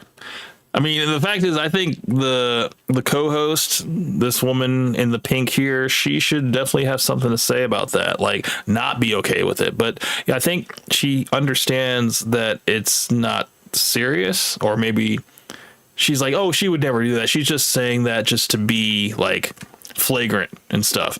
But no, man, this is like, she's like, look, she's going to keep pushing it. She's going to keep pressing her. And it kind of seems like she just thinks it's funny. She's not really taking it serious, but it might come to her walking in on both of them going at it to realize, oh shit, this wasn't for content. This was real. This was real life, man. And yeah, both of their marriages will be down the drain. Thick. I'd only been down for an orgy if we do it above my in-laws, or we're not doing it at all. So there, Akaash. Wait, hold on. I did not hear that. Maybe you guys heard that. Let's go back because I need to rehear that. She said she would only have an orgy if it was what? I didn't hear that part. Let's hear that one more time. Like at least 10 inches. You would only be down for an orgy if we or did it's it. thick. Bro, what? It's thick. I'd only been down for an orgy if we do it above my in-laws, or we're not doing it at all. So there, Akaash. Did she say above my in-laws? I would only do it if it was above my in-laws. Is that what she said? I don't know. Let's listen. Did you guys hear that? Hold on. It's like at least. Hold on. Let's put on captions. That might help. Let's see. Least 10 inches. You would only be down for an orgy if we or did it's it. thick. Bro, what? It's thick. I'd only been down for an orgy if we do it above my in-laws, or we're not doing it at all. So there, Akaash's wife. Okay, so yeah, well, if we only do it above my in-laws, or we're not doing it at all. Okay, so I kind of did hear that right. I just wanted to make sure because it kind of got cut off a little bit. So, damn, that's fucked up. But maybe she just thought it was a joke. You know, it's just a joke. Because she would never do that above their in-laws. Maybe she likes his parents and stuff like that, or maybe she doesn't like their parents, and maybe that's like how they want to rebel and everything. Still, I think it's just girl talk at the end of the day, and you know, I don't know. I don't think it's that serious. I don't think so. I think Akaash's wife is serious, but I don't think the co-host is serious. I need to clarify. That's what I meant when I said that. Talking about the size of her friend's husband's penis and suggesting that it's at least 10 inches. And bro, this is God fucking embarrassing. damn, dude. Like, I die inside when I hear this shit. Like, dude, like, I have 2 kids with my wife, okay? She could never say this shit. If she said this shit, yeah, she's getting buried in the backyard, bro. Absolutely. Buried in the motherfucking backyard. I'll say that. Online. But no, it's just like, dude, I mean, she would never do that, you know? I could never, fuck that shit. No, never. But like, to watch somebody else go through that, it's tough. It's very tough. Tito Squillo says, "Camp, you're on fire. Keep going." Oh man, we got a long video to get through. Let's get through it. Thank you, sir. Damn. I'm still hurt. I'm still hurt from what she said about the whole like 10 inches bullshit, dude. That's crazy, bro. What the fuck is wrong with this bitch? Yo, Akaash. Yo, look, bro. Look. Akaash. Dead ass, bro. Nigga. Yo, you need to fucking... Myron changed the freaking camera seat on him, dude. He was like, look, I need to literally sit you down and I'm willing to help you now. Get your woman. I know we were having fun earlier. We were laughing at you and stuff, having a little bit of a thing. But no, this is what we see. This is a little bit more serious now. I'm willing to help now. In line. She is embarrassing you. This shit is coming back to bite you 3 years later in the fucking ass. What are you doing? Like, are you fucking stupid? Why are you letting your woman do podcasts? Her podcast sucks. There's no benefit to her doing this shit. It's not entertaining. It's not funny. It's not educational. Nobody watches. It gets like 1,000 views. The only people... Yeah, I mean, I will equate her podcast, the main character podcast, to kind of just like when women want to be comedians, it's never like funny. It's usually just crass and like just, it's always talking about like sex, just like being just a slut or a whore or something like that. It can never be actually funny. It's just like, damn, dude, like I'm glad I'm not dealing with that, And like, what value is it bringing? Like, what value is that main character podcast bringing to young girls, or I don't know. I mean, maybe maybe simps are watching it just for for them and stuff. But like, I don't know, man. I don't know the target audience of people that actually get anything out of a podcast like that. That are watching are niggas like me to fucking find shit to roast you. What the fuck? She's making it easy for Myron. She's making it easy for everybody. Sheesh. Guys, this is why I tell you guys all the fucking time. Stay away from women that want to be influencers, bro. Women are not interesting. Since they're not interesting, they have to do dumb shit like this to get attention. And they're getting it. But it's coming at this nigga's fucking cost. And will he ever be able to recover from this?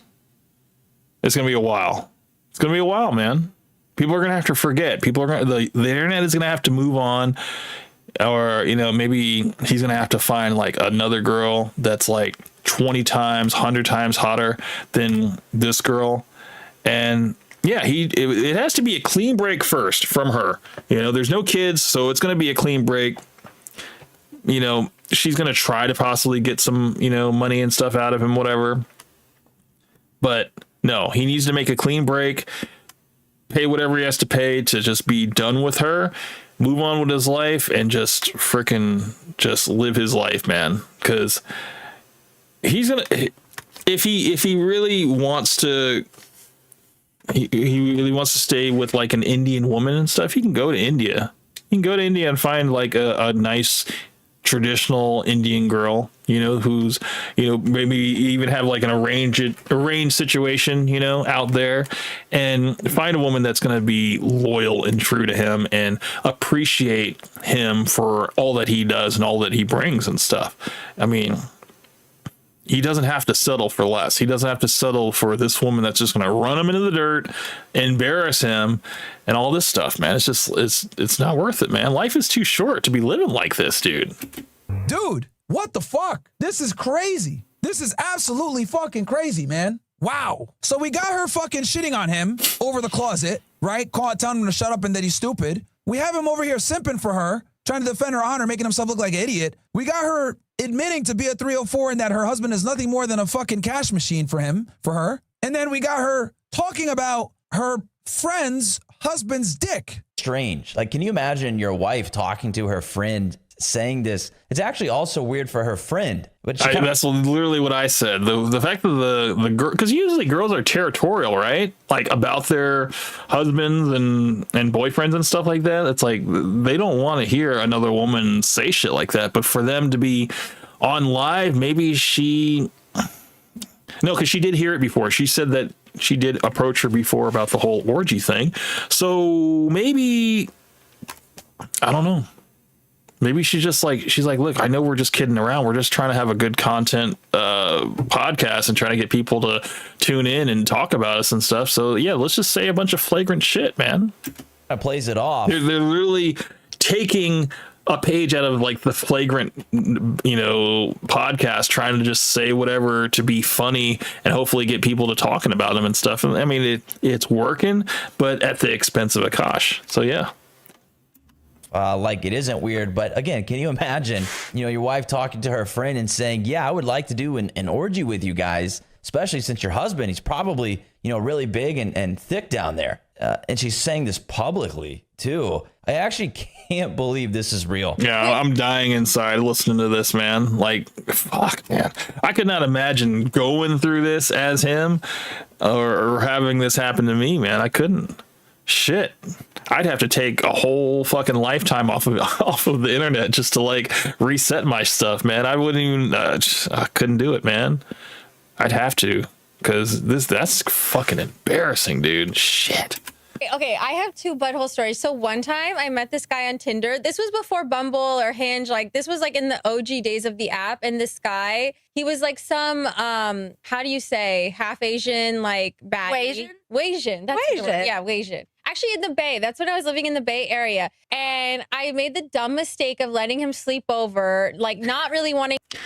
Teen Toast Ghost came back. He says, this comedian needs the best Pit Viper family lawyer he can afford yesterday. ASAP. Absolutely. God. It's like, you got the money right now, dude. Don't let her have any more of it. Just use that money to get out. Okay? Clock's ticking, man. The writing's on the wall. You need to get out. You need an exit strategy. Hell, if you need to have her kidnapped, maybe not that extreme. Maybe not extreme. You don't need to get her kidnapped. But I don't know. I mean, my whole mind went like, use Bitcoin basically to get the job done. But you might not have to do all that. You could possibly just talk this out. Just know that the Bitcoin is on the table. You could possibly hire somebody, to handle it, But the thing is, I think she is trying to force his hand. She's really testing the waters, seeing, she wouldn't be doing all this if she didn't think that she was in a good position where he's not going to ever leave her. Maybe he said something to her. He's like, look, no matter what happens, no matter how bad things get, like we're going to always be together and stuff like that. I'm going to take care of you till we're old and gray and everything like that. She's just like, oh shit. Like he's saying all the right things. I can just freaking say whatever and he's not going anywhere. And that might be the situation. That might be it. But the thing is, we are all operating off of like limited information. Even as much as that we've seen tonight, this is still just online. We're not seeing everything that's going offline. It could be a completely different story, or it could be a whole lot worse. End up and hook up, and I like woke up in the morning and like my asshole was a little sore. Oh, god damn, dude. Yo, this is worse than I thought, bro. I didn't know about some of this shit. As you guys know, I've been traveling all week. And I remembered that I was like trying to finger me in my asshole. I'm like, first of all, we were not on those like terms. But anyways, so that was non-consensual actually. Yeah, so we can kind of make the assumption. Oh, of course. I think it probably was consensual. It just wasn't something that you wanted to happen. I'm not going to say, I mean, you guys come for me if you want, man. But for her to be so flippant about that whole story and be so forthcoming and being able to talk about it in this nature, maybe it was consensual. She just regrets it. You guys can kind of see where I'm going with that. It's not that I don't believe all women, but no, I think at the time she was just like, whoa, like this was going too fast, whatever like that. But then she's like, no, it's fine, whatever. And then maybe he pulled away. Maybe he was just like, all right. And then she fell asleep and he's like, well, I'm getting in there, man. He's like, I don't want no relationship with this woman, but I definitely want to get some. So yeah, dude, I mean, that's not good either. Or maybe it was consensual and she's fucking lying. Non-consensual. There's always that. she said here that, before this Asian. It definitely was, because she wouldn't be joking about it like this if it wasn't. Get the fuck out of here. Fatality. That's, Myron literally just reiterated my point. You wouldn't be joking about this, ha ha ha, whatever, like that, if this was like a traumatic experience. And it just seems like it was just a minor inconvenience because it wasn't something she wanted right then, right there. So, you gotta think about the people that get on dating apps. It's like, I kind of think that she would be on the dating app the same reason why the man would be on the dating app, to just, hey, you're hot, I'm hot, let's smash, and maybe the guy was a little nerdier than she liked, and, maybe he fumbled the bag, and he's just like, fuck it, I need an exit strategy. Gotta go in that extra exit only. Baddie, whatever, there were previous men that she likely had encounters with. But it's like, here we have a wife talking about a strange man who touched her butthole. It's unbelievable. And now we also know that this woman here was Akaash's first. Can I also ask, what kind of porn do you watch when you use a vibrator? Okay, not gonna lie, I don't watch porn while using a vibrator. What? I just think Women aren't visual, so that makes sense. my imagination is vibration enough. Yeah, women are not visual. Like, they don't get off to and women will read like endless amounts of like romance novels. They'll watch like what's it called, the 50 Shades of Grey. They'll fantasize, about the whole act and everything like that. And that's what it is.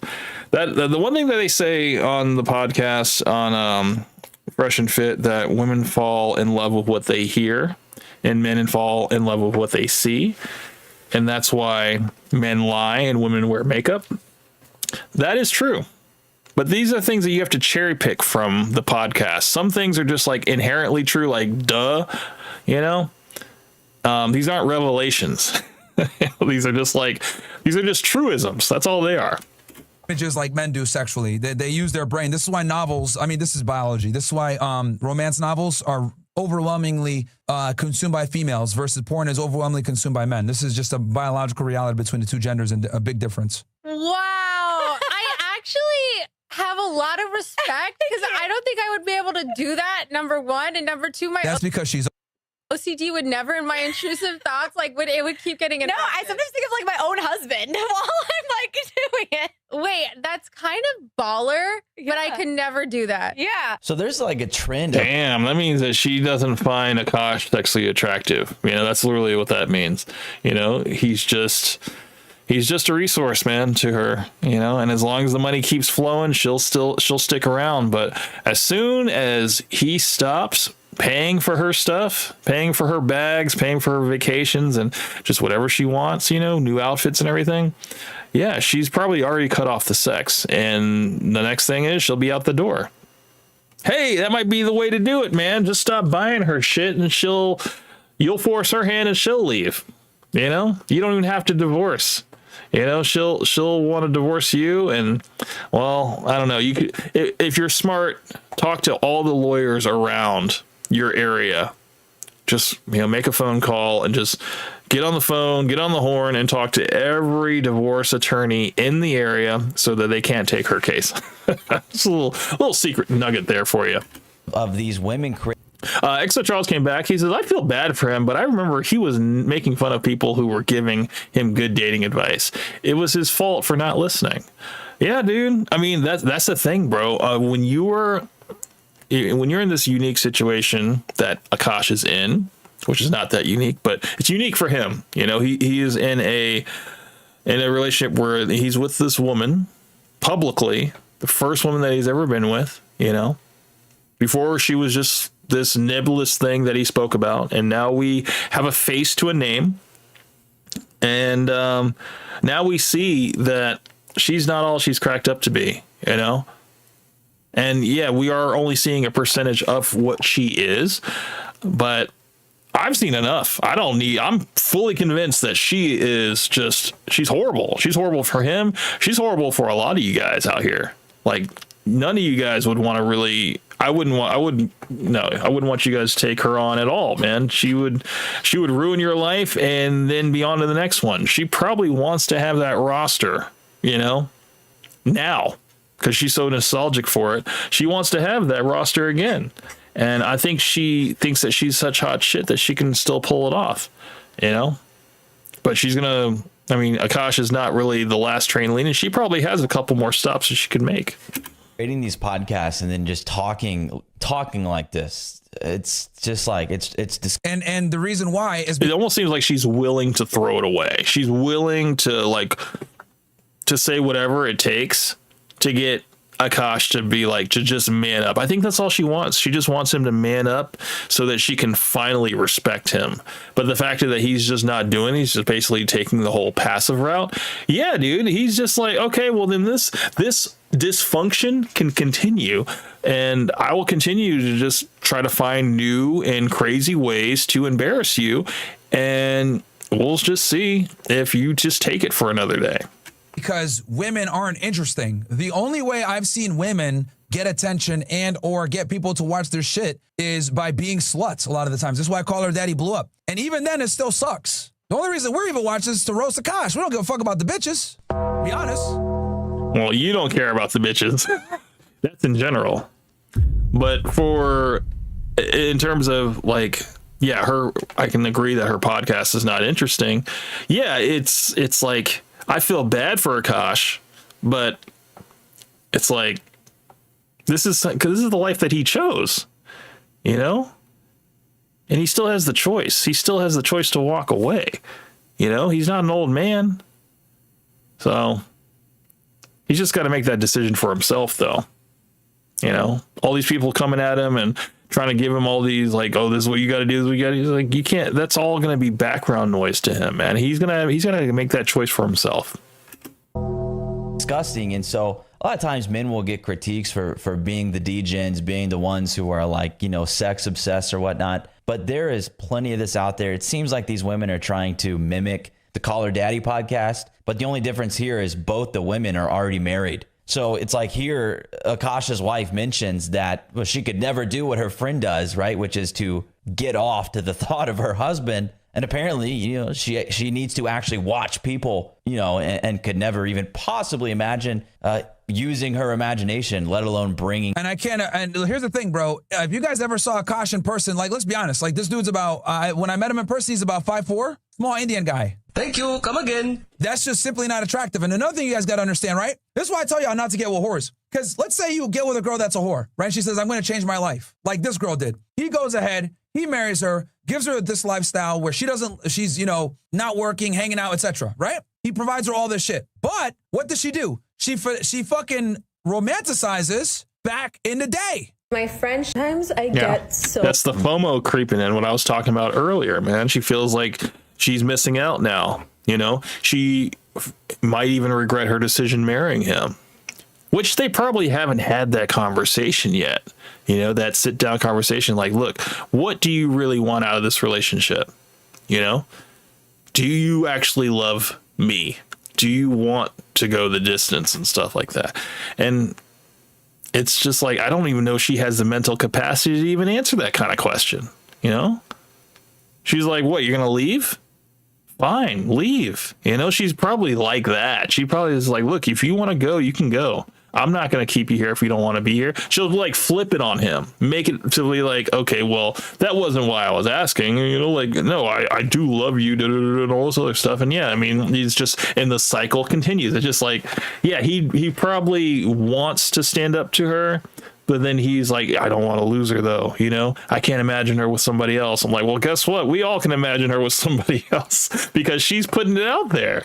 So painfully nostalgic. She gets nostalgic from her college days because what? She fucked the Chads back then. She got the guys that she wanted. The man that she's with now doesn't have high sexual market value. Pause. He's short Indian. It is what it is. Thank you. Come again. But he has money. So she's able to get that satisfied. However, she's not fulfilled sexually from this nigga. So she has to go ahead and reminisce on being a whore in college, getting fucked by frat boys. And this is why I tell you guys, stay away from promiscuous women. Because promiscuous women, even if you treat them well and give them everything that they want, what do? They remember when they used to be... Never enough, man. It's never enough. You can give a woman the entire world and they'll still have their hand out and still be waiting for the next best thing. You know, it's like, that's why it's like you gotta, it's like, you know, the thing with I kind of think about it like with kids and stuff like that. Like, you don't want to give your kids everything because you want them to, you want to build their character up, you know? And I think the same thing kind of happens with like a relationship. You know, you don't want to be a person who is constantly just buying her affection, because that is an endless route of doing things. You know, like you'll just be constantly doing it, and that will be your love language. I'm putting in quotation marks, because honestly, dude, it's like, as long as the money's there, as long as the money's flowing, she's gonna be there, you know. But the first moment that you have any type of setback, dude, she's gonna be like I'm gonna go hang out with my friends, you know, or I'm gonna go stay at, you know, my friend's house for a while, you know, until you get back up on your feet. And during that whole time, she could just be going crazy, just, you know, dating again. She's like, woo, I'm single, whatever. And just riding the cock carousel, doing all that other crazy shit. And you can't be mad, because she'd frame it like this: oh, we were on a break. He's just like, we were still married. What are you talking about? You know? But in her mind, she's like, no, we were separated. We were on our break, and I was free to do whatever I wanted.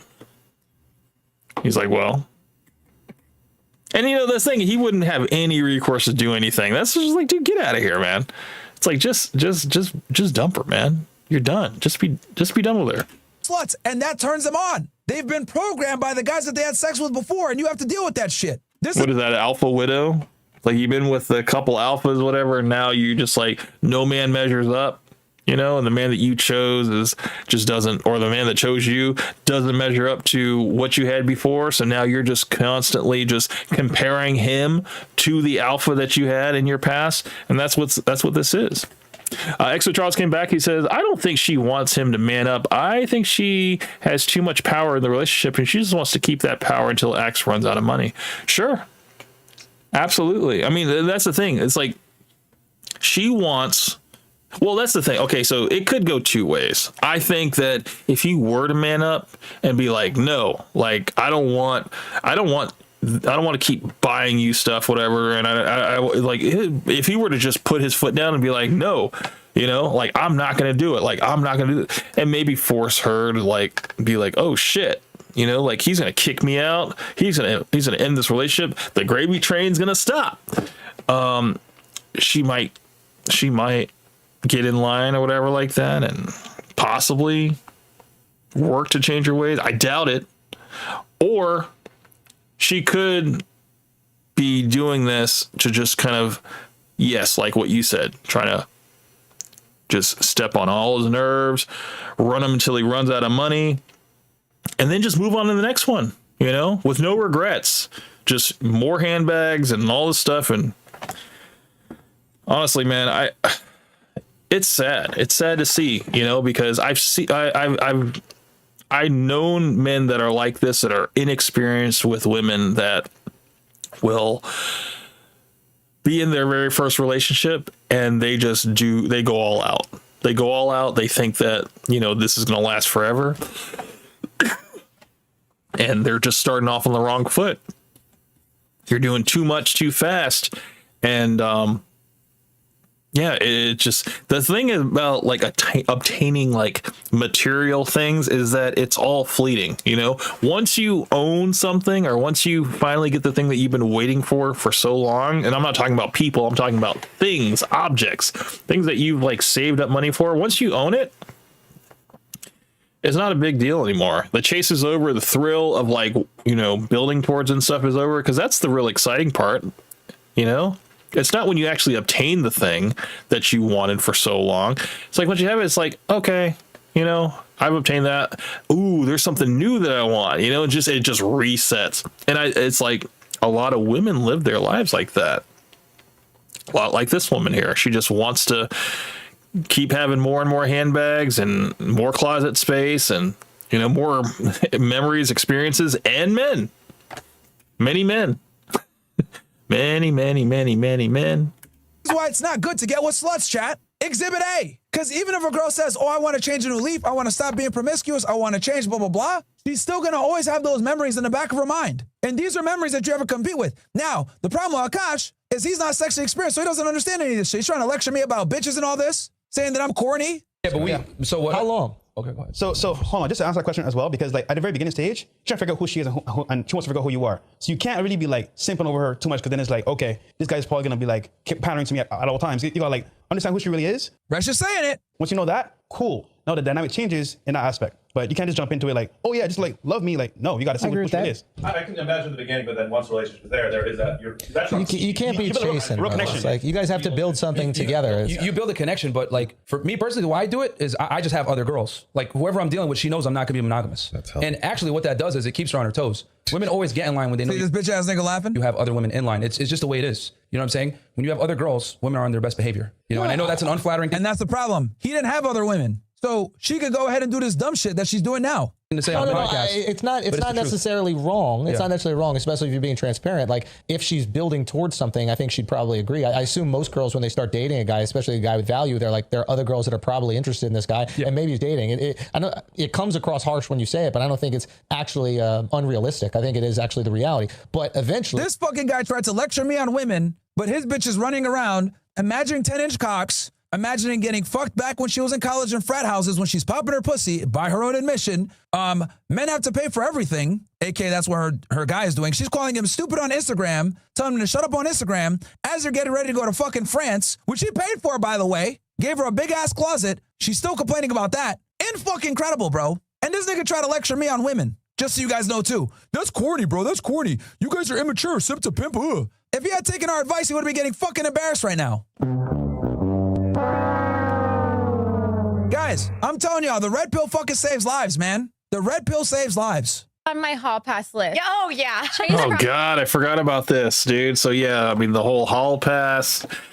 This is like just more like putting stuff out there in terms of like, yeah, these guys are better than Akaash that, yeah, she would totally sleep with if the opportunity presented itself. My hall pass list. What? Jacob Elordi, Austin Butler. For those that are unaware, hall pass list means guys that she would fuck if she got a hall pass. So good. One of the best episodes. Also, he's super underrated. I don't know if you watch The Boys, but I love him on The Boys. I never Bro, if your girl's talking about niggas like this, man, like it's a wrap, bro. watched that show, but like he's on my hall pass list. Oh yeah. He's on my hall pass. She's got a freaking roster, dude. Not a hall pass roster. Not this is like. And the fact is, yeah, all this information is out there. How does Akaash feel about this? You know, he's just like, well, hall pass isn't real. It's just something that she's thinking of her brain. Yeah, but what if her platform does grow? I'm just speaking hypothetically here. What if her what if her influence does grow and she comes across these guys in real life? Maybe on the red carpet, maybe at some function or whatever. And what's going to happen then? You know, maybe Akaash might be there and she might be like, oh my God, you're on my hall pass list or whatever. And then, well, then what? You know? I honestly think that she's not going to let that opportunity slip. She's going to probably slip, trip, and fall in the dick. This list. Chase Crawford, Jacob Elordi, Austin Butler, and who else? Michael B. Jordan. I love a pretty boy, which is why I like Chase Crawford, Michael B. Jordan. They're all so pretty to look at. Dean Thomas from the Harry Potter movies, which you haven't seen. We have to. Okay, for fall, Dale hasn't watched Harry Potter, so we have to go. I'll come over. We could do a sleepover in Harry Potter. Yeah, yeah. Okay, that sounds like a vibe. Bro, this is another reason why you guys should never let your girl hang out with. As you guys can tell, the other girls are too. FYI, both these Indian bitches were before they got with their fucking husbands now. Thank you. Come again. So fun. And do you like grilled cheese and soup? Because that's my vibe. Okay. But Bro, shout out to Alboys. He says, this is why you guys can never stop talking about and doing red pill content. Every day you and Fresh save someone from becoming another Akaash. Bro, that's facts, man. That's fucking facts. That is facts. Bro, this is fucking embarrassing, man. And as much as I hate doing talking to these stupid bitches and shit like that, guys, this is why we can't ever stop, bro. People say, oh, Fresh and Fit, why do y'all not? Blah, blah. Nigga, we can never stop because there's a new Akaash every day. The thing that sucks for him is that he's dealing with this shit real time live. So that's the one situation where I'll be like, okay, yes, Akaash definitely needs to get out of that situation. He doesn't need to give her any more money. He just needs to cut his losses and just get out. It's just as simple as that. I'm not saying he needs to go full on red pill, whatever, to start smashing a bunch of girls and stuff like that, because that's definitely not in his DNA. That's not something that he wants to do. So what is the next step for him? You know, he needs to learn how to be by himself, you know, be by yourself. Once you're by yourself and you're good with yourself and you're happy with yourself, you can start, you know, start putting yourself out there again. You know, you put yourself out there and you will find that there will be people that will actually appreciate you for who you are. As long as you're not trying to be fake, you know, you can do that. Now there is something else I wanted to talk about. I don't know if you guys, this is going to be kind of switching gears a little bit, but I think we did talk a little bit about the whole, Akaash situation. I thought that was crazy. I did want to talk about this whole 6'7" meme, because this has actually reached my family now. And for people that don't know about the whole 6'7" thing, it's kind of all over the internet right now. You got white kids in suburbs, you know, elementary school, even teachers, whatever, going 6'7", 6'7", 6'7", and then you got the 6'7" kid that was at the basketball game. And nobody knows what it means. Well, tonight we're going to know what that means. So I got the video for you. Just give me 1 second. I think it's called 6'7". Oh, hold on. Oh, good. Tia Tosugo says that woman is going to die alone. She's going to blame men for it. Well, honestly, dude, we can say that, but there's always a simp to pick up the pieces. So she's just going to monkey branch to another simp. That's what I think. And yeah, it's going to be something that's going to be, it might happen sooner than we think because of how bad it's gotten right now. But yeah, I honestly think that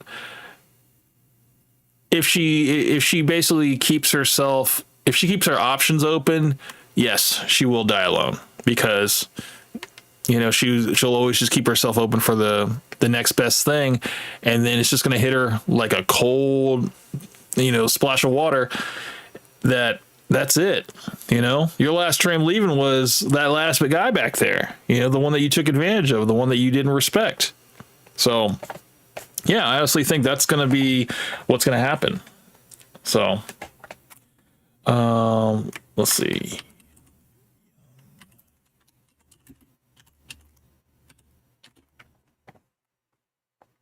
So this is it. This is the dark meaning behind 6'7". This is something I wanted to check out for you guys.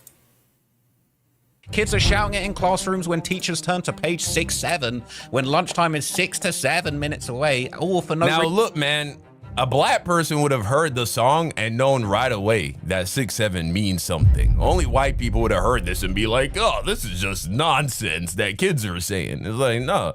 Wait, this came from a song? Let me hear that song. Bro, put belt rate to they behind the way that switch. I know he died. 6'7". Oh yeah, nah, he talking about some gang shit, no doubt. I'm not sure what it is exactly, but definitely this is some gang shit, no doubt. Yeah. So now we're about to see where the whole 6'7" meme comes from. It's actually from a song from Skrilla, Doot Doot, and it's actually one of the lyrics in the song. And basically talking about a gun switching to a semi-automatic to kill somebody dead. 6'7" could allude to a lot of different things. It could be a gang set. It could be being put 6 feet under, 7 feet apart. A few things, but we're gonna explore all that right now. Exo Charles says if she has serious nostalgia for her past in college, she will definitely want to revive that in the future. Absolutely. At the first opportunity that she gets, you know, if it's going to be a hot girl summer, if it's going to be a girls trip, you know, it can manifest itself in that way. Spring break. I mean, dude, she could go on a cruise on spring break and just have a whole buffet, bro. And it could be while Akaash is on tour, doing his little comedy tour or whatever, or maybe even doing the podcast. And yeah, it could be like that. And yeah, she's just going to be like, look, I'm just going to go on a cruise with my friends and stuff. You know, I mean, you're not going to stop me from going with my friends, will you? And he's been like, no, of course not. And then, you know, yeah, he's like, look, it's going to be a don't ask, don't tell type situation. Or maybe she'd be like, look, we did it. It's fun. It's done. It's over with, you know, it's in the past.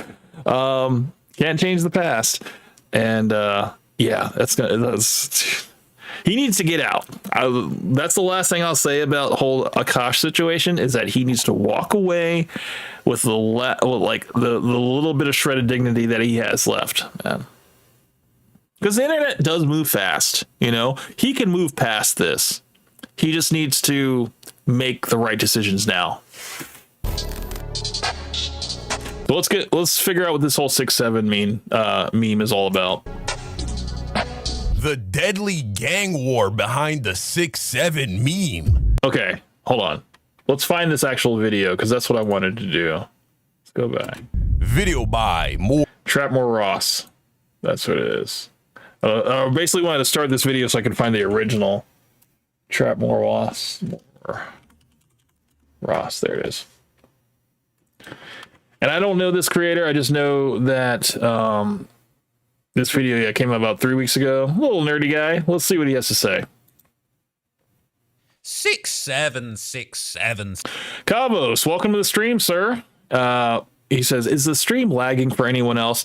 I believe I was getting notifications earlier from YouTube saying that there was a good connection, and then it was like, yeah, now it's poor. Let's check that out. Yeah.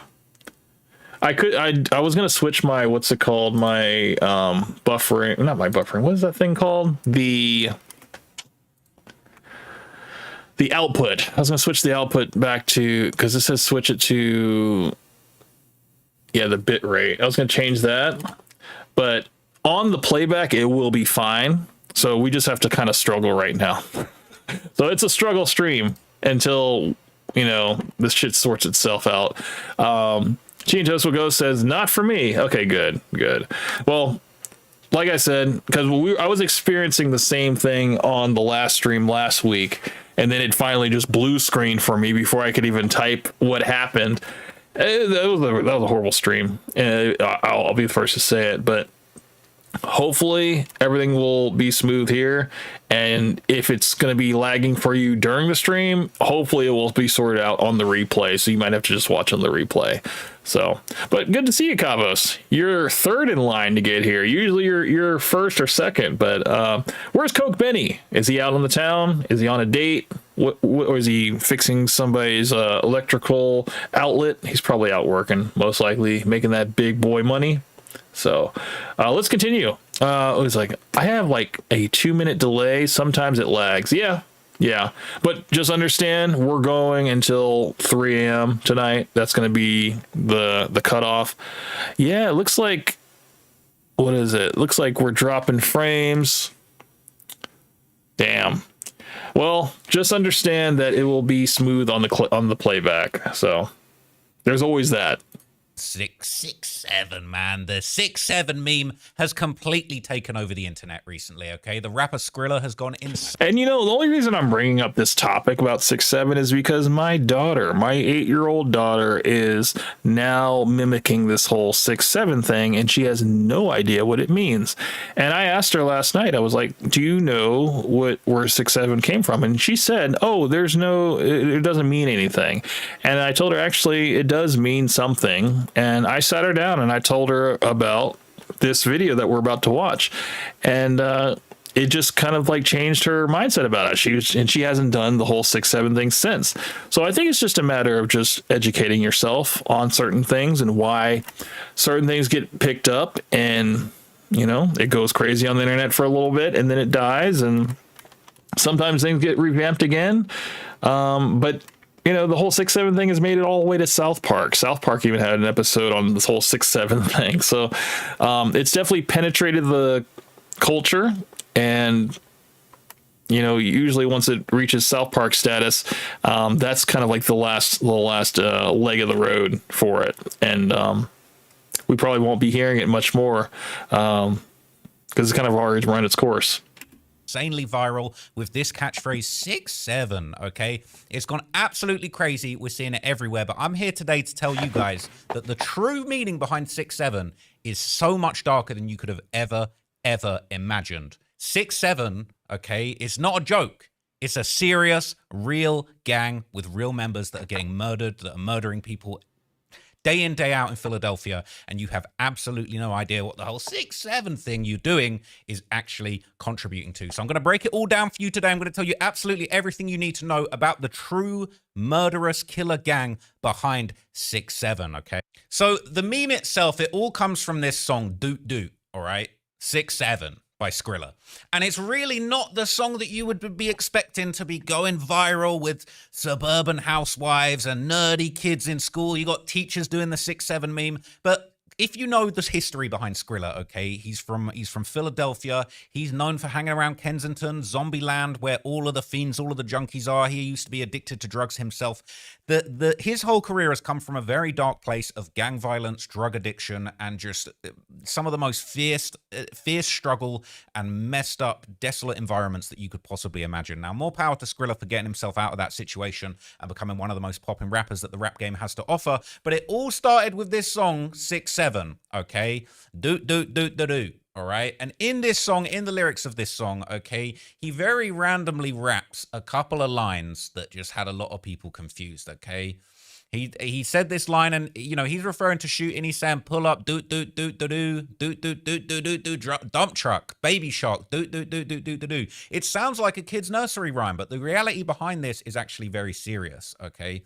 And when he says 6'7" for the first time, he says, the way that switch, brr, I know he dying. He's referring to a Glock switch, an attachment that you can put on a Glock that turns the what should be, okay, a gun that only shoots one bullet at a time into an automatic weapon. That's the way that switch, brr. So that's single fire. The way that switch, brr, I know he died. Basically, single fire to semi-automatic fire, and yeah, and that's basically talking about killing somebody, and it's literally the line before 6'7". So if you can just imagine these elementary school teachers mimicking the whole 6'7" thing, they don't understand what they're doing, and it is literal brain rot. And yeah, and I'm sure the gang doesn't appreciate it. I mean, not that it really matters about the gang and stuff or appeasing the gang, but I'm sure they're not liking their whole set being blown up like this, and kind of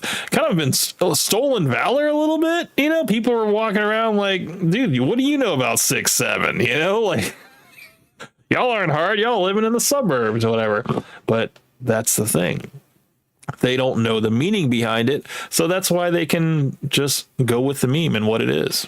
And 6'7", all right? And it really doesn't make any sense. Okay, there's a lot of explanations floating around as to what this 6'7" thing actually means, but none of them are correct. Okay, on genius.com, it says 6'7" likely refers to the police code 1067, which signifies a death has occurred. It also alludes to 67th Street in Philadelphia, which Skrilla represents. Now, that's nearly true, but I'm going to tell you the truth later on in this video. And 6'7" may also be a shorthand for death via a reference to burial plots, 6 feet under and 7 feet apart. Okay, and it goes on to explain what I said earlier and what bipping is, but that's not really important for this video. Okay, so this lyric that's about murdering somebody, okay, the way that switch, brr, I know he dying, that's gone viral for some reason. Okay, you've got kids going viral on TikTok doing the 6'7" dance. You got this kid. Shades on.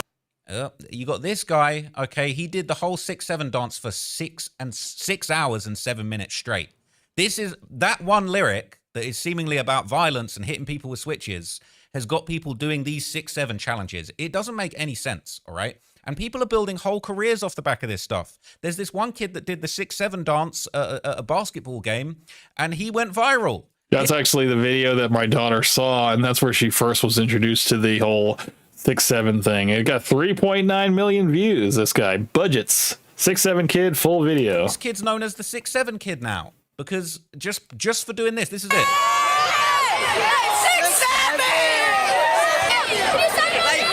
He's got a whole career off of this, all right? And I ain't gonna lie, I see the 6'7" kid at a basketball game like yesterday. I swear I see him break his leg at the game. But anyway, that's a whole other story, all right? Everybody's been saying 6'7", okay? Kim Kardashian even said it on Jimmy Kimmel. Look at this. Another 6-7 minutes. 6'7". I don't even know what's going on. It even made its way to a recent South Park episode. That's when you know that a meme has really fully reached saturation point, because they're doing it on South Park. 6'7". The 6'7" meme has crazy. reached such a point of saturation that CNN are writing entire articles about it. The 6'7" meme can be annoying, but kids are shouting it for good reason. CNN, all right? Scotty Andrew, I don't think you... What else relates to the, not relates to it, but what does this remind you of? Remember when people were saying, damn Daniel, that whole damn Daniel thing was like going around for probably about 6 months. I remember you couldn't really go anywhere without hearing it. And then even before that, when Dave Chappelle did the whole, what's it called? LeJean, what was the guy? What? Okay. Like everybody was saying that. Like, I remember over the summer, and like you go to like Six Flags, like an amusement park, people waiting in lines, whatever, and you're standing there. You're just standing waiting in line for like 3-4 hours, getting ready to ride this roller coaster, and you get a person who's like, "What?" And then you hear another person across the room say, "Okay." Like, dude, that went on for a couple years, dude. And it's just, it doesn't, like some people that didn't even watch Chappelle's show, they were saying it. And it didn't make any sense, but people were just like, they knew what to say.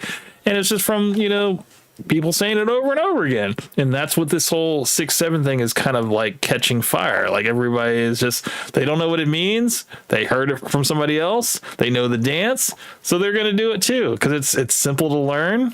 It's easy to remember. And then people want to feel included. So yeah, that's it. That's all you need. Realize the real reason that people are saying 6'7", all right? Not since 6'9" has a number caused this much disruption. 6'7", pronounced 6'7", is haunting school halls across the country, including South Park Elementary, making it the Gen Alpha nonsense phrase of the moment. It's not nonsense though, people, I'm going to tell you. Kids are shouting it in classrooms when teachers turn to page 6-7, when lunchtime is 6 to 7 minutes away, all for no reason at all. It's like a plague, a virus that's taken over these kids' minds, says Gabe Dannenbrigg, a 7th grade science teacher in Sioux Falls, South Dakota. He even said 7th grade teacher like this. Like, dude, it's in his brain too. He's been infected. Any iteration of the number 6 or 7 without having at least 15 kids yell 6'7", all right? It's a joke without a punchline or a setup for that matter. 6'7" means nothing. Actually, it does mean something. I'm about to tell you. You're not going to believe what it means. Using it can make a student feel like a member of a bigger, cooler group of their peers. A bigger, cooler group of their peers. And doesn't every kid want to feel included? Doesn't every kid want to be part of something big, Absolutely. They all want to be, nobody wants to be an outcast. So, yeah, if they have to do a little stupid dance they saw on TikTok, whatever, to feel included, they're going to do it. And a catchphrase to go with it. I mean, why not? Gang.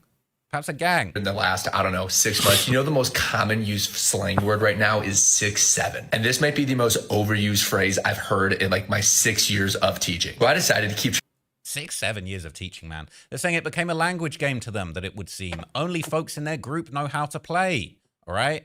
They've got professors in communication trying to get to the bottom of what 6'7" means, okay? And it says 6'7" is likely destined for the slang graveyard soon, now that adults are talking about it so much. But there's something profound about its infinite interpretations, its refusal to be defined. Well, I'm about to define it, because I think that's what upsets people about it. I think it's part of what people like about it, okay? And they're saying this is an attempt to explain 6'7", but don't worry, no one knows what it means. Well, let's read this nonsense explanation of what 6'7" means, and then I will tell you. If you go on the internet, there are a lot of theories and possible connections of what 6'7" could mean, and that will lead you to a conclusion of a few things. Nothing definitive, unfortunately. The truth behind it. Okay, it says there may be no coherent explanation for 6'7" until this video, but here goes anyway. The number appears in the chorus of Doot Doot 6'7", a viral song by Philadelphia rapper Skrilla. In Skrilla's case, according to Jones, 6'7" is likely a reference to the 1067 police code, which is often used to report a death. That's cap. Okay. In December 2024, around the same time that Duke started taking off, high school basket phenom Taylor Kinney appeared to create a gesture to accompany the phrase, all right? And we see the video of people doing the 6-7 on the side of the court, and it's just gone absolutely crazy. Kinney started incorporating the song and gesture into his TikToks, where he has over 1 million followers. The songs appeared in sport highlight reels, including those for LaMelo Ball, and he stands at 6 feet 7 inches, and he's loving it too, all right? And the face of 6-7 emerged in March when a video caught a young, overexcited spectator at an amateur basketball game shouting 6-7 with the accompanying hand gesture. And he became the embodiment of that annoying classmate who can't stop spouting nonsense phrases. And somehow the internet decided that this stereotype's name was Mason, and thus Mason 6-7 has now become another inside joke.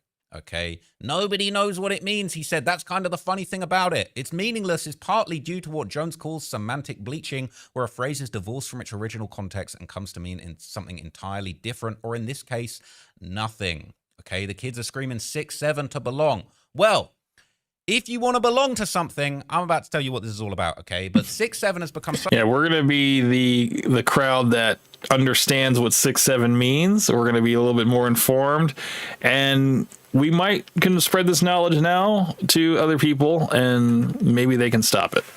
Such a saturated meme that it's even got its own Wikipedia page already. Okay, this is a meme under discussion. All right, they got a whole Wikipedia page for it, the origin and spread of it. You know, this kid demonstrating the 6-7 dance moves, the 6-7 hand sign.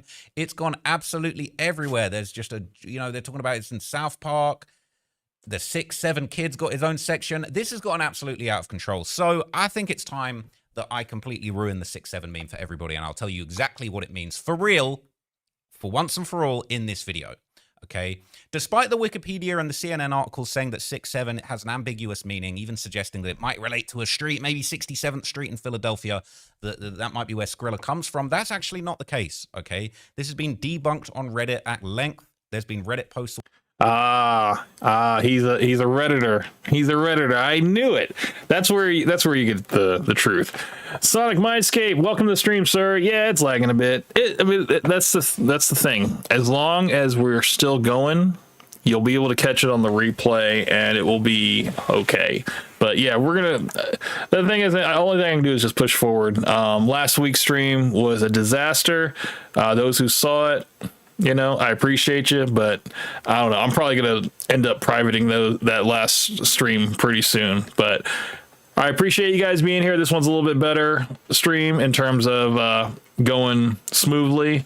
Well, I mean, as smooth as it can be, I'll take it. As long as it's in blue screen, by the end of it, I'll be happy. But yeah, Sonic, welcome to the stream, sir. I did have a topic that I wanted to possibly pitch to you, Sonic, privately. But since you're here, let me just go ahead and pitch it to you now while we're here with the Hustlers. The topic I wanted to talk to you about, possibly debate about, is can a married man be qualified to give dating advice? Now, you don't have to answer that right now. I'm in the middle of making a bunch of notes and stuff, possibly a standalone video for it. But I would like to get your input on that. Maybe not right now, but eventually I would, because I think you kind of represent the more modern, progressive, man, that would... know a little bit, be a little bit more in tune about the dating apps and algorithms and all that stuff like that.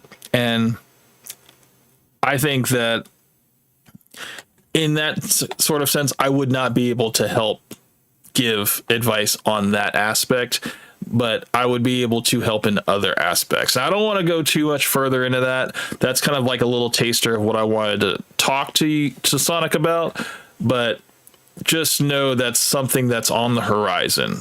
So that's all I'll say about that for right now. But welcome to the stream, Sonic. Thank you for joining us. All about what does 6-7 really mean? Right now, we're trying to figure out what the whole 6-7 meme is about. I'm sure you've probably heard about it.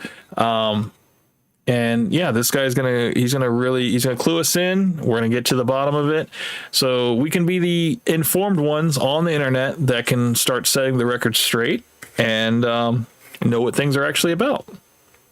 because there's a lot of rabbit holes and a lot of dead ends. But apparently this video will give you the full meaning of what 6'7" means. That's Skrilla's hood. I need some real Philly natives to answer this one for me. They're saying Skrilla himself doesn't even know what it means, but that is cap. Okay.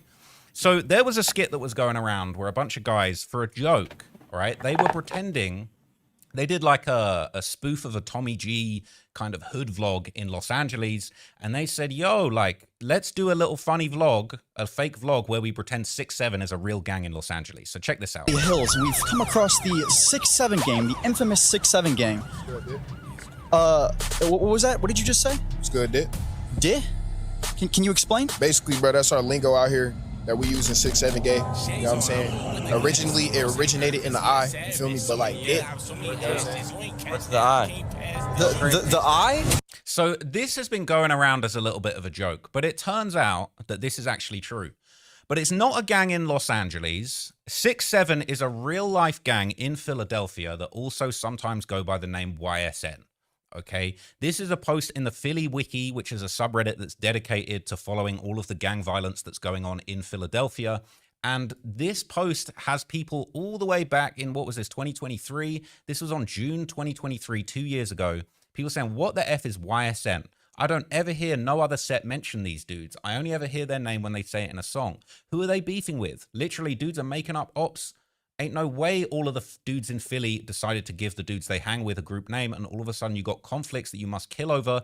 Dudes be so random, okay? And there's been a bunch of different explanations of what this crew might be called, but it's saying these guys were based on 67th and Shields, Dix, and Gaia. They beef with a couple of hoods in Southwest, mainly 65th Street and 60th Street. Their main slider is a young bull named Cass, who just came home from a gun charge. Heard he's got 2 to 4 bodies.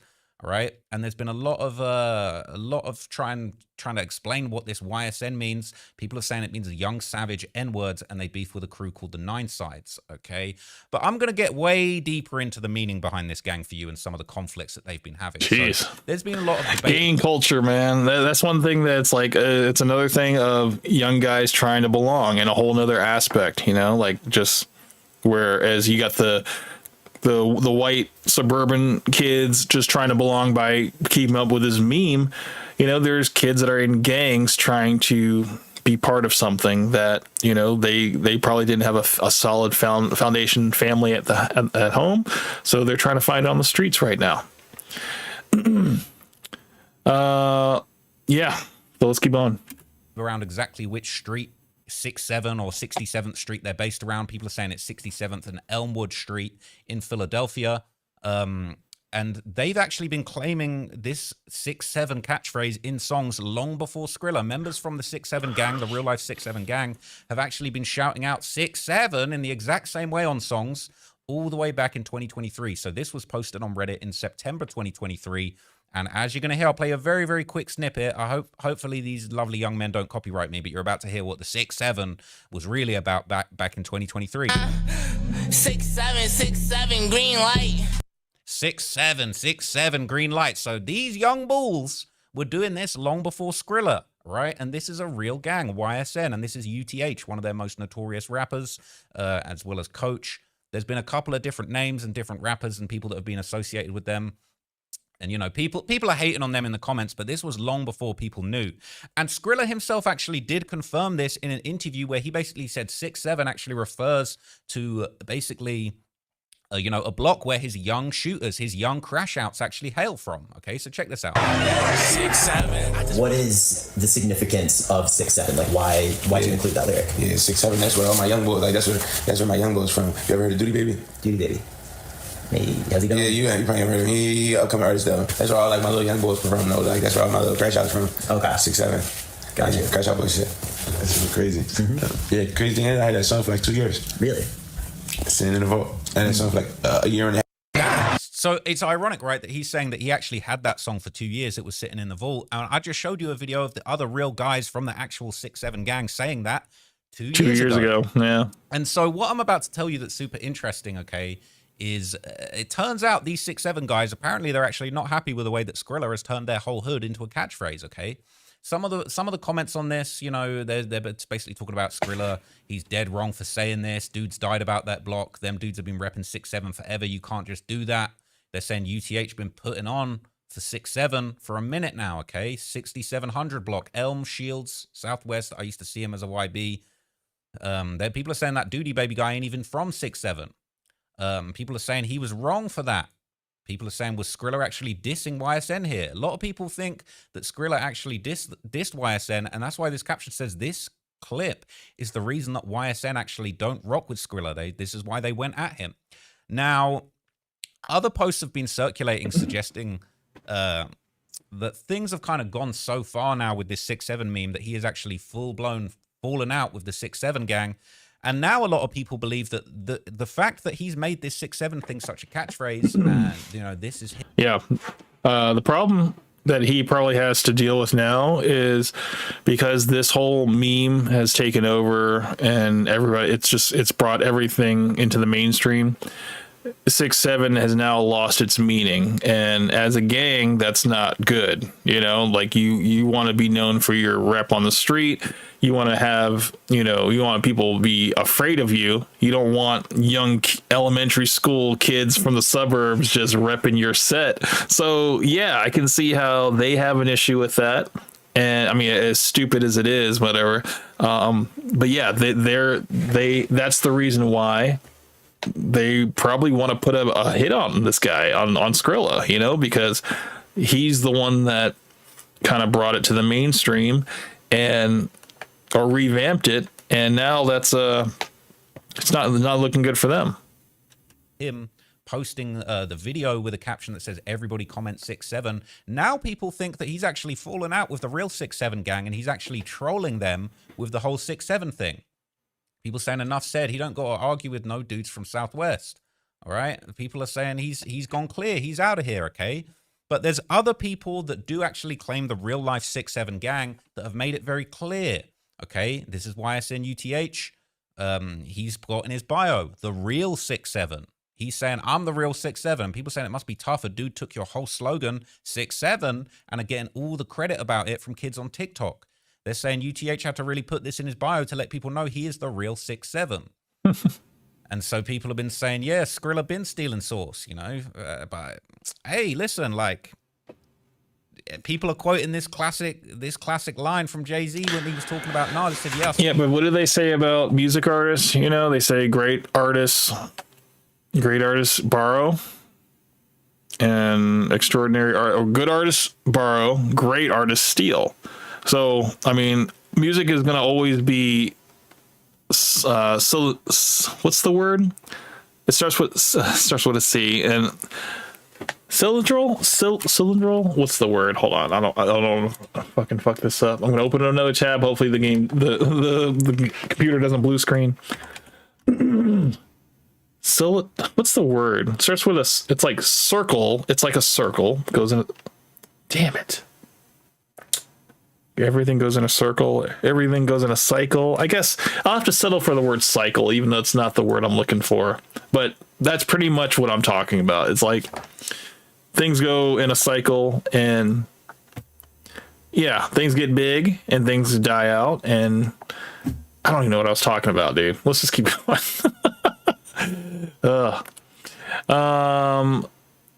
So let's see what Sonic is talking about. So hello Ghost, you're doing well, brother. How you been? Tea and Toast with Ghost says, I'm good, working on the next video. It's getting closer to being done. I need to upgrade my thumbnails. Nice, man. Sonic said, what's your video about? Tea and Toast says, the dark side of online dating. Ooh, that's cool. Check that out. And then Sonic says, yeah, definitely, I'll talk to you about it in private for sure. Cool, man. Sounds cool, man. I look forward to any videos you guys put out, and you guys hear about it first. We can send them y'all your way, and yeah, man, you guys keep it up. Sampled your voice. She was doing it wrong. You made it a hot line. I made it a hot song. So people are saying, yo, Skrilla really took the sauce. He really took the 6'7" sauce and ran off with it.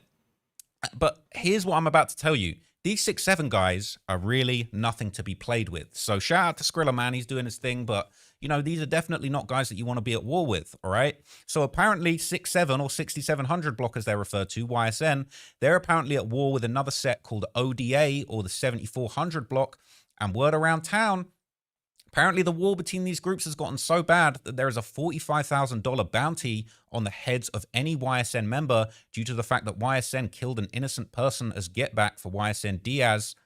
And they're saying Chucky 67th actually ended up losing his life due to a price being on his head.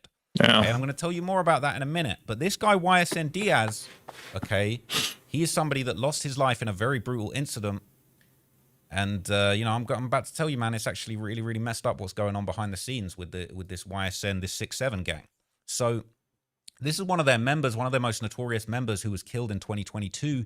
This is YSN Diaz, and he was killed allegedly whilst committing a home invasion, and he tried to backdoor one of his friends for money, and him and another 6-7 member called Penny were actually killed in the incident, okay? And this has all been going around Reddit years ago, 3 years ago, okay? So people didn't even know how serious this was. This is 3 years ago, August 2022. YSN Diaz died hours later at the ICU after an unsuccessful home invasion, and another was killed on the scene. It was Penny 6-7. And this is both the 6-7 members that lost their lives in this incident. And people are saying, so they tried to backdoor somebody and ended up getting killed. It's a really sad situation, but it just goes to show you how serious this beef gets. So I'm pretty sure this actually is the reporting on the incident as it happened, and it seemed to suggest that, you know, the man was found dead on a basement steps after a possible burglary in Southwest Philadelphia. It doesn't mention the other victim that, you know, allegedly was taken away from the scene and passed away in the hospital, but it mentions a man being found dead, shot in the head, in what they suspect was a burglary. Now, Philadelphia police are investigating yet another fatal shooting. It happened on the 2500 block of Belford Street around midnight. Police say when they got to the scene, they found a deceased male at the bottom of the basement steps. Now, according to police, the victim was shot once in the head, and evidence points to multiple shots being fired in that basement. Police recovered the weapon on the scene and believe the possible motive could have been burglary. The motive right now, tentatively, is being reported as a possible burglary, but the evidence at the scene doesn't support that right now. And we don't know how this male is connected to the address. That investigation is ongoing. So that's an ongoing investigation, but there's been all these rumors of money being put on the head of 6-7 members. This post was going around. It said YSN or 6-7 had a good run, but unfortunately it'll be coming to an end with UTH having 100K on his head. I don't see him making it out this year. Either he gets backdoored or the ops catch up with him. Talented man caught up in the wrong stuff. RIP Key and RIP Diaz. So is he standing on the side of the road with a wad of cash? Why is he doing that? It's like these young boys, man, they really do. They do anything to get some clout, man. And that's like, man, they're just playing with their lives, man. Can't be on the street like that. Just people will kill you for nothing, man. A lot of people have been, you know, speculating that, you know, people are going to pass away. There's money being put on people's heads. There was a member called Chuck who allegedly had money on his head as well. It said Chuck 6-7 YSN allegedly had 20K on his head, and UTH allegedly has 50 to 100K on his head. And it actually does seem like somebody ended up collecting that bounty because, you know, YSN Chuck 6-7 ended up getting killed, and he was allegedly shot 15 times with an AK-47. This was a year ago, back in June 2024. So this gang war with these 6-7 members is very serious. It's not anything to joke about, okay? It's really not anything to joke about. It's not anything to play with. But don't get it twisted. It's not 6-7 members all getting killed, you know. Allegedly, this person called Shaq from a gang called Only the Africans was killed in revenge for what happened to YSN Diaz. So this war is deadly on, you know, both sides. There's numerous people that this gang is beefing with. You know, there's numerous gangs that 6-7 are beefing with in Philly. And a lot of people just can't believe it. They can't believe what they've seen. They can't believe that this 6-7 meme has become so viral when this is really representative of a serious gang war. This is a post made 12 days ago on the Philly Wiki subreddit. It says, Skrilla really made it. He really got reach. I work with a bunch of white people. My boss from the suburbs, like a goofy, today said she's going to read somebody receipt over and go 6-7. I really ain't expect her old ass to know about Skrilla. She know the song and all. I'm like, dude, really made it. LMAO. He's got old white people who live completely different lives saying this thing, and it's a gang slogan. They're saying, yeah, it went viral. All the kids saying 6-7 really don't know where it came from, right? Some people saying they know where it came from, but they don't know the meaning The song's been out at least 8 months. People saying, I'm surprised this 6-7 thing's still going. It's been all year, bro. Nowadays, this generation trends die after like 2 weeks. It's been all year. They've been saying, I heard the NFL announcers say 6-7. All right. People are saying, I hope he gets his recognition, but some white TikToker made it viral. And what they made viral was not the actual song itself, but some weird gesture to go along with 6-7. Okay. So people are just baffled by this. People are completely baffled. They don't understand. Yeah, it's all over TikTok, man. It's like you can't get away from it, and it's brain rot, man. It really is. It's like if people just took the time to understand where things come from, and just you got to do some digging. You got to kind of have a little bit of discernment, know what you're looking for, and don't always go with the first article that comes up, because a lot of it is probably just speculation. It's always good to get your information from multiple sources and just kind of cross-reference whatever you got, and sometimes it does take a little bit of plotting to figure out where everything is going, and it just seems like this 6-7 set that's based out in Philadelphia is on some murders type shit. And I mean, I understand why they would be freaking angry that all of this has just kind of been blown out of proportion. And it's gone mainstream when it was never supposed to be mainstream. It was supposed to be respected, underground, maybe even feared. And it's anything but feared. And that's not good. That's not good for them, at least. He said, hey, dog, I was in the chiropractor's office this morning. A little old white man, he asked me on a scale of 1 to 10 my pain. I said 6 or 7. This dude going to say 6-7. He's doing too much. Right? It's going absolutely everywhere. It is funny, though. You got to admit, the situations that are coming out of this, or at least the comments that people are making about their encounters with just people that have no connection to gang culture, spouting this phrase. It's a funny situation. It's funny to laugh at, but I mean, it's only funny to those that aren't connected to the gang. I'm sure the gang freaking hates it. And, it's even got to the point where the YSN rappers, all right, from 6-7, the real 6-7s, all right, they're doing interviews talking about this thing, okay? Like, this is, you know what I'm saying? So in this interview, right, YSN Uth, my bad, I said UTH, but he actually goes by YSN Uth. But, he basically said what is 6-7? He said 6-7's his block. That's where I'm from. Like, this is real life. Like, this is actually my gang, like my block where I'm from. Let the people know where you from and shit. Like, I mean, what part of the city you from? Let's start right 6-7, like, you heard 6-7, that's my block. Like, I'm from Southwest. I'm 67 from Elmwood, all around there. That's my neck of the woods and all that. So he said 67 in Elmwood, man. That's his hood. That's where he's from. That's the real 6-7. And he basically goes on to speak about Skrilla blowing it up. And in this interview, which was only 5 months ago, he doesn't seem to be upset about it. He doesn't seem pissed off. He doesn't seem like these guys are actually at war with Skrilla about this. But he does touch on it being his block and the fact that Skrilla actually blew this thing up. So, all right, I'm about to bail you out. All right. The 6-7 shit. I know you said that's your block in the neighborhood and all that shit. Right. But we see Skrilla walk like he got that shit. Worldwide. I saw the boy Lamar Barr. Shout out to Skrilla. He was like, Lamar Barr was rapping that shit, man. You got. So they said shout out to Skrilla. So it doesn't seem like Uth and all of these like they're not actually beefing with Skrilla by the looks of things over this. Motherfuckers all over the world and shit like that. But I hear you too, like 6-7. That's how Skrilla say that shit. Like that how many families shit. So like what that shit like. But no, Skrilla like you influence everybody like that's my man. We went song for song. He gave me a verse. I owe him a verse right now. I owe Skrilla a verse right now. I'm gonna get that done soon. But I owe Skrilla a verse or whatever. But he been saying 6-7. Like he got a song with G Herbo saying that shit and all. Like he been saying that shit. But when he was saying it, he made a video like the song. I was gonna hop on that joint and all that. He said he was gonna put me on and all that. But I was out Egypt. I'm out Egypt buying a house. You feel me? Like I'm out Egypt buying a house. I ain't gonna pop it, man. That ain't no regular shit. That ain't no regular song out Egypt. So he's saying, look, he was supposed to be on that 6-7 song with Skrilla, but he was in Egypt buying a house, so he couldn't jump on the track.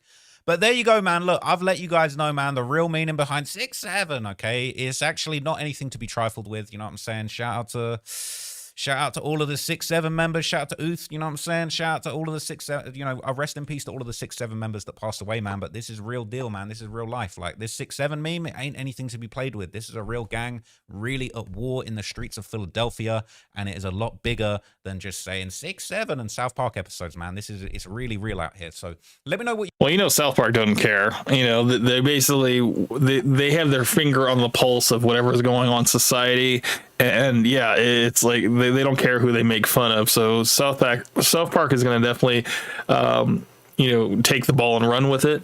But as far as everyone else, you know, you guys are now a little bit more informed now about where the whole 6-7 meme comes from, and yeah, I'm glad we could all learn a little bit again today.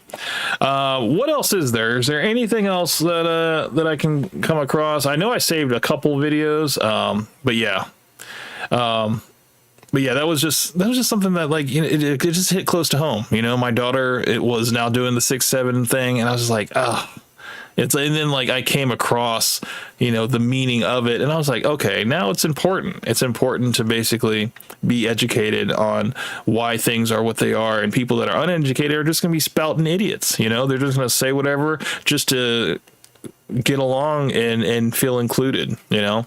Chintos Guidos came back to, this is why you need a strong father in the house, no single mom houses. Well, I mean, we do the best we can, man. And, you know, I was literally just talking about this to a coworker today, just how, you know, parenting styles can be very different, at least on my house. And just like how, like, the last couple days, you know, the kids were up so probably like 10 or 11 o'clock, you know, and I'm like, if I'm home, like, they're in bed, I try to get them in bed by like 9 o'clock, sometimes earlier than that if possible. But when I have to work, I work late, and I get home maybe at like 11 p.m. They're up wide awake, and, you know, my wife will be sleeping on the couch while, you know, the kids are playing in the living room. And I'm just like, damn, it's like, these kids need to be in bed, you know, like, there's a reason why my daughter is having these, like, focusing issues in school where she can't concentrate because she's just so distracted and stuff. It's because she's not getting enough rest. And, you know, my wife, she likes to be a little bit more lenient with the kids, and on weekends she lets them stay up until like midnight. And I'm like, dude, that's not how it was for me. Like, growing up, I came from a very structured, strict household. You know, we were in bed by 8 o'clock. You know, I know that sounds a little extreme, but no, I mean, that's it is what it is. And I think that it would do a lot more good for you know, at least. Basically what I'm getting at is that, you know, at least for me, there's a lot more structure with me, and I'm a lot more, I don't give any type of leniency when it comes to rules in the house. Whereas my wife is a little bit more lenient. She tries to, like, not really upset the children, but I don't care. I don't care if they're upset. It's like, look, this is what you have to do, and it is what it is, and there's not going to be any talking about it. Like, if I'm taking your phone away, you're not going to get it back in an hour. You're not going to get it back in a couple hours. It's going to be gone for the whole day, you know? And I can stick to that, but I don't think that I just need to make sure we get on the same page, at least in terms of, like, our parenting styles, because right now I'm the strict one and my wife is the laid back one, and I'm trying to, like, get us to where we're both on the same page, at least, you know, that way we can at least back each other up. Because, yeah, these kids aren't our friends, they are our kids, and you know, that's something that it's very important. So I want to go to the watch later that I had. I think I had something on here. Oh no, not that one. Maybe it was that.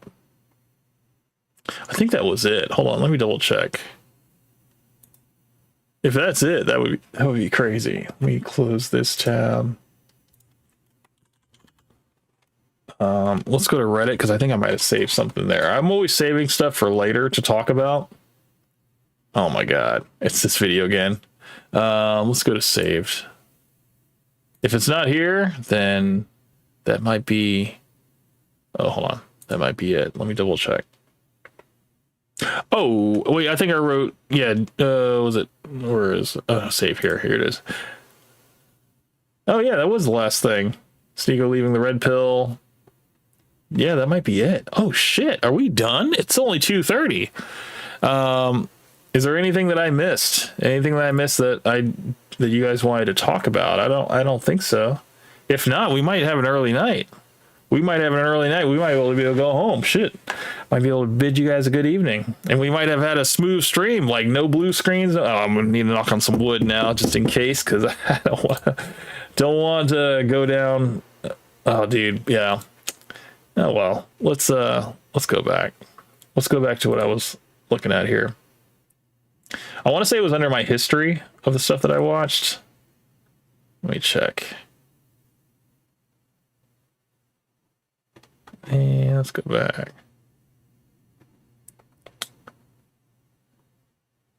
I guess what we can talk about is the thing with Abba and Preach. I think Abba and Preach actually took down the video, the live stream.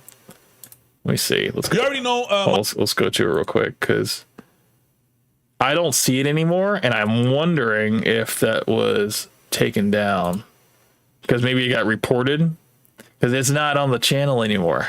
The one where they were talking and they actually did the video where what's called the Myron saying no women. The song I played at the very beginning of the stream. You can't find that anymore, and it's kind of messing with me right now because it was a funny video. I think this is it. This is it. No, that's the one where we destroyed Sneeko in the debate. Yeah, I don't see it anymore. I don't know if it got taken down or what, or if it got reported. I do have a funny, this is like a little excerpt of the video where they compliment Fresh and Fit. I guess we could watch that, but that's not really what I wanted to find. It was the, talking about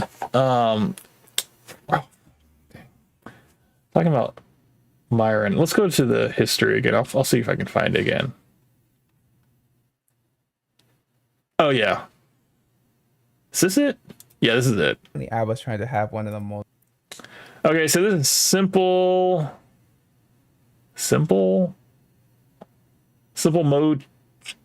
Mocha? Simple Mocha reacts. I don't know this guy. He's got like 119 subscribers, but yeah, this is the clip of what I was talking about because apparently it got taken down, or they took it down possibly. But it's not here anymore. But yeah, this is the clip here. Most goated debuts of all time, bro. He's trying to break all the records, right? Because he's trying to come back with banger after banger, right? We just had White Zaddy. Now we got another. The Charlie Kirk anthem, White Zaddy, and then they had a few other ones, but I can't think of right now. But yeah. They've been on a pretty good run in terms of making these music videos. Apparently, so let's go ahead and check this out. I'm curious, bro. But just don't live with your girl. Live with your boys. Preach, would you agree with the sentiment? No women. Yeah? No women? That's no right. Women. All right. Good. Dang it, Walter, bro. Like, what? I love it that they took the beginning part of the Fresh and Fit ferry boat cruise where Myron says there's a song that's a banger coming on. We need all the guys on the dance floor. No women. No women. They took that little excerpt and put that at the beginning of the song, and it was just fucking brilliant because it's just like Myron's never beating the allegations, and it was just like the perfect opener for what was about to come. The best song ever? You want to play it right now? I want everybody to the dance floor. No women! No women! Hey, no way.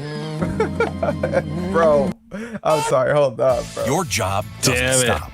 This is the problem of watching a small-time creator that, I'm a small-time creator as well, that doesn't have ad block, you know? But yeah, this is it.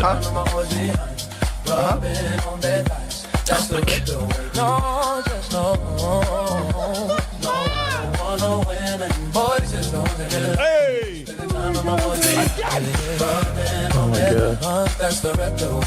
Yeah, I mean, the Red Pill. This is like their gay anthem. You know, it's awful. And let's go back. I don't want to talk through this. I want you guys to have a whole experience. Let's get back to it. With the boys. I'd rather sleep with the boys. No, I don't wanna meet girls. No, I don't want no women. Boys is good love for me. Spending time on my boys behind. Rubbing on their thighs. That's the record way. No, just no. God damn it, Eva! You making this catchy ass song? I'm sorry, I wasn't supposed to pause it, but yeah, it's catchy. It's a catchy ass damn song.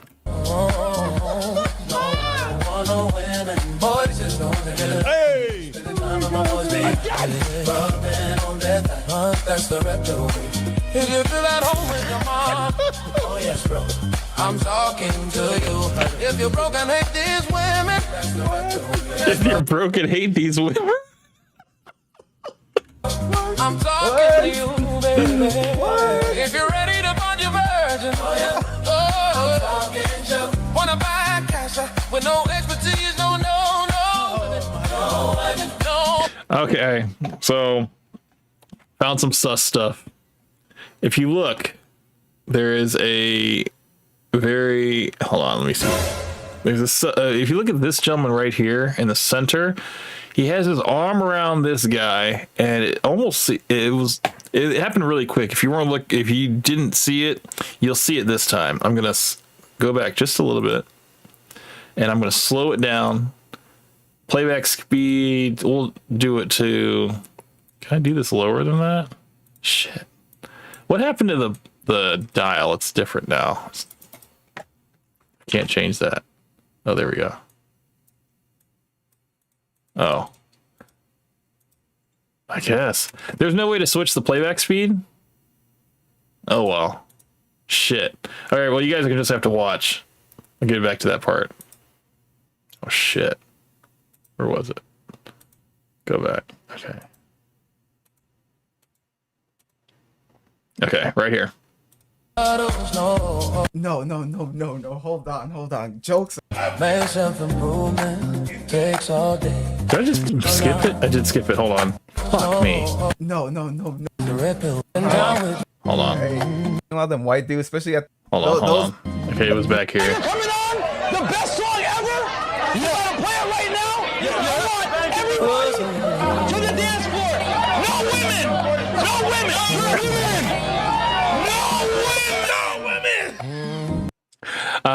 Kemp, when are you gonna open Discord? That's what T Tosco said. I mean, I can open Discord, man. If you want to jump on, let's jump on, dude. Let's jump on the Discord. I just hope I don't blue screen because we've been having such a good stream so far. I don't know if my computer can handle it. Let's open it up. Let's check it. I'll open it now, man. I don't mind. But if the stream ends in the stream, you'll know why. You'll know why it ended because my computer couldn't handle. Yeah, so let's go ahead. I'll jump into Foxtrot and I'll send the invite to anybody that wants to join.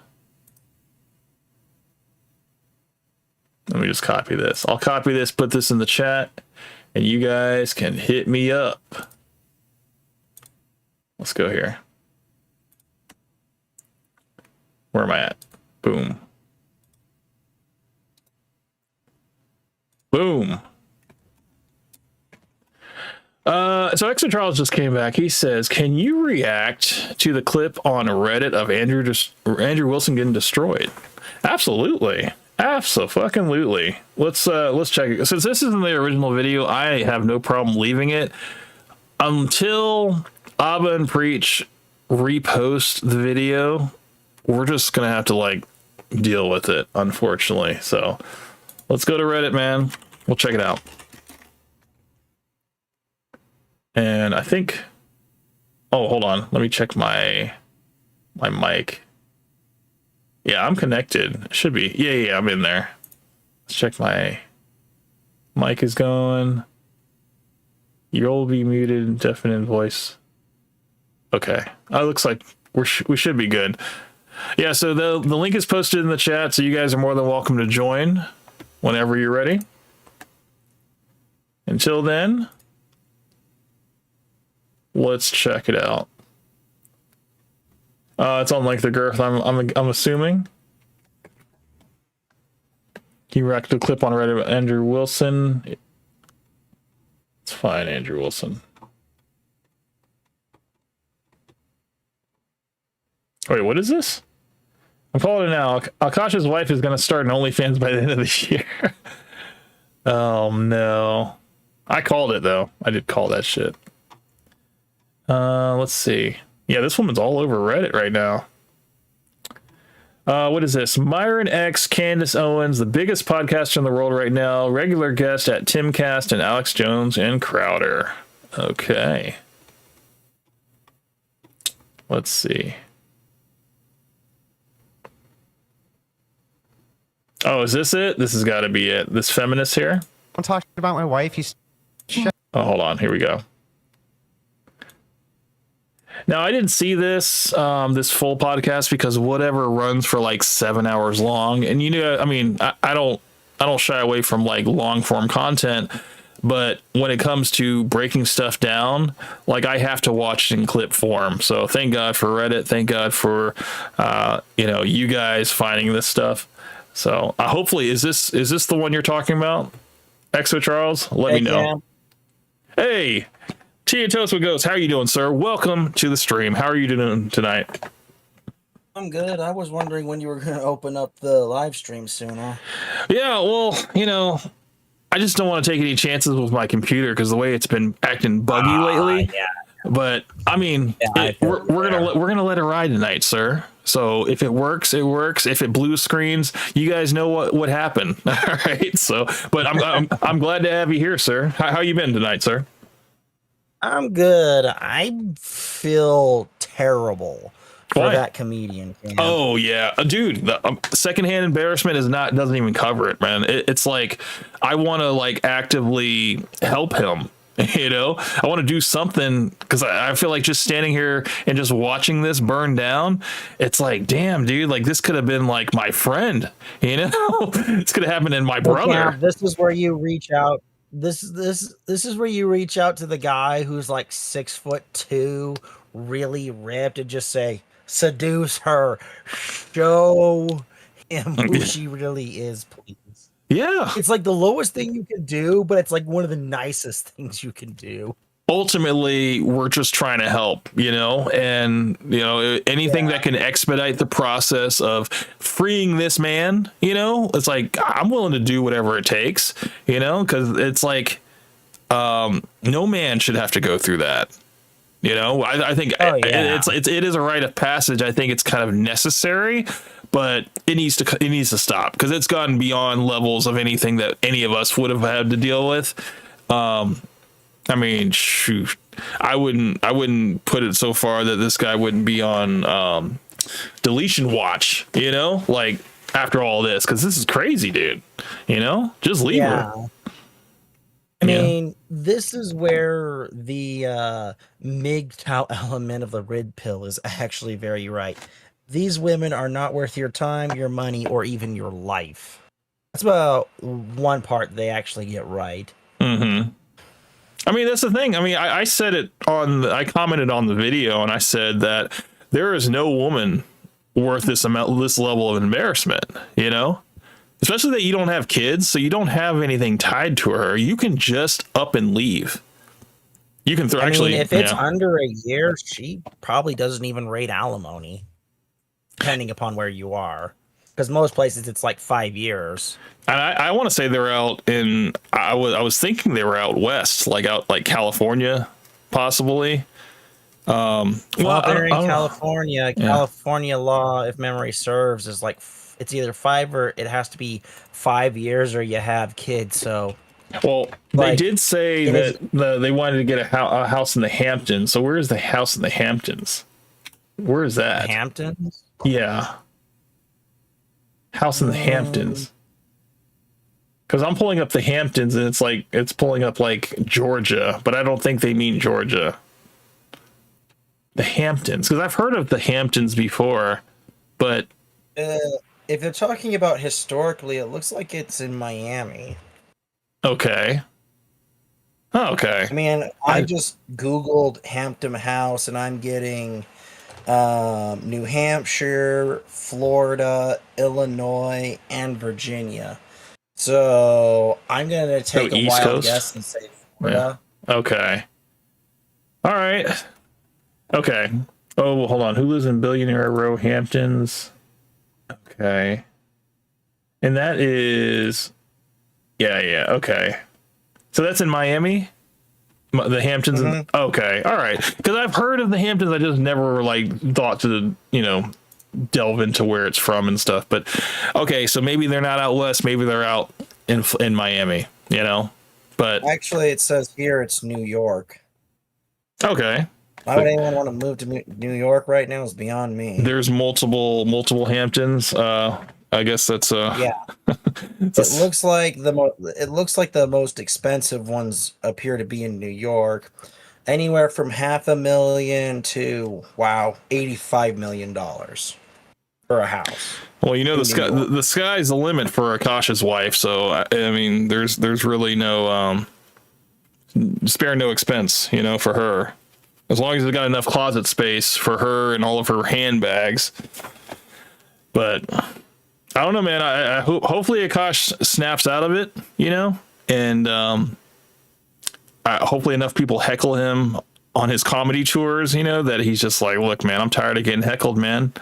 Because I know a lot of comedians, they like to lean into the heckling and stuff, and that's kind of like what it forges the good comedians in the fire, But this kind of stuff, it's like, this is way too personal, and it's not even funny. It's really sad, actually. So yeah, I'm just really thinking that hopefully he snaps out of it. Hopefully, even the people around him, Andrew Schultz, maybe a few others, let him know, hey man, you can do so much better. I know she's your first, but you got to get over that, Yeah. Well, you're also right. You've got to be okay being alone before you even think about another relationship. Yeah. Because you need to have that ability to walk. Yeah. Otherwise, they're not going to take you seriously. And I don't know if Akaash is has that codependent personality, that could develop in a first time relationship, because it's all new, so you don't know what to not do, or how to not be. So it might be that he's just discovering all this stuff, as he's doing it, and he's just kind of working it through in his head, and he's trying to maybe just take it on his own and not really listen to anybody or any outside influence, because he's like, yeah, of course people are going to try to break him up. They're going to try to take her away from me and stuff. And it's like, no, man, we're just looking out for you, bro.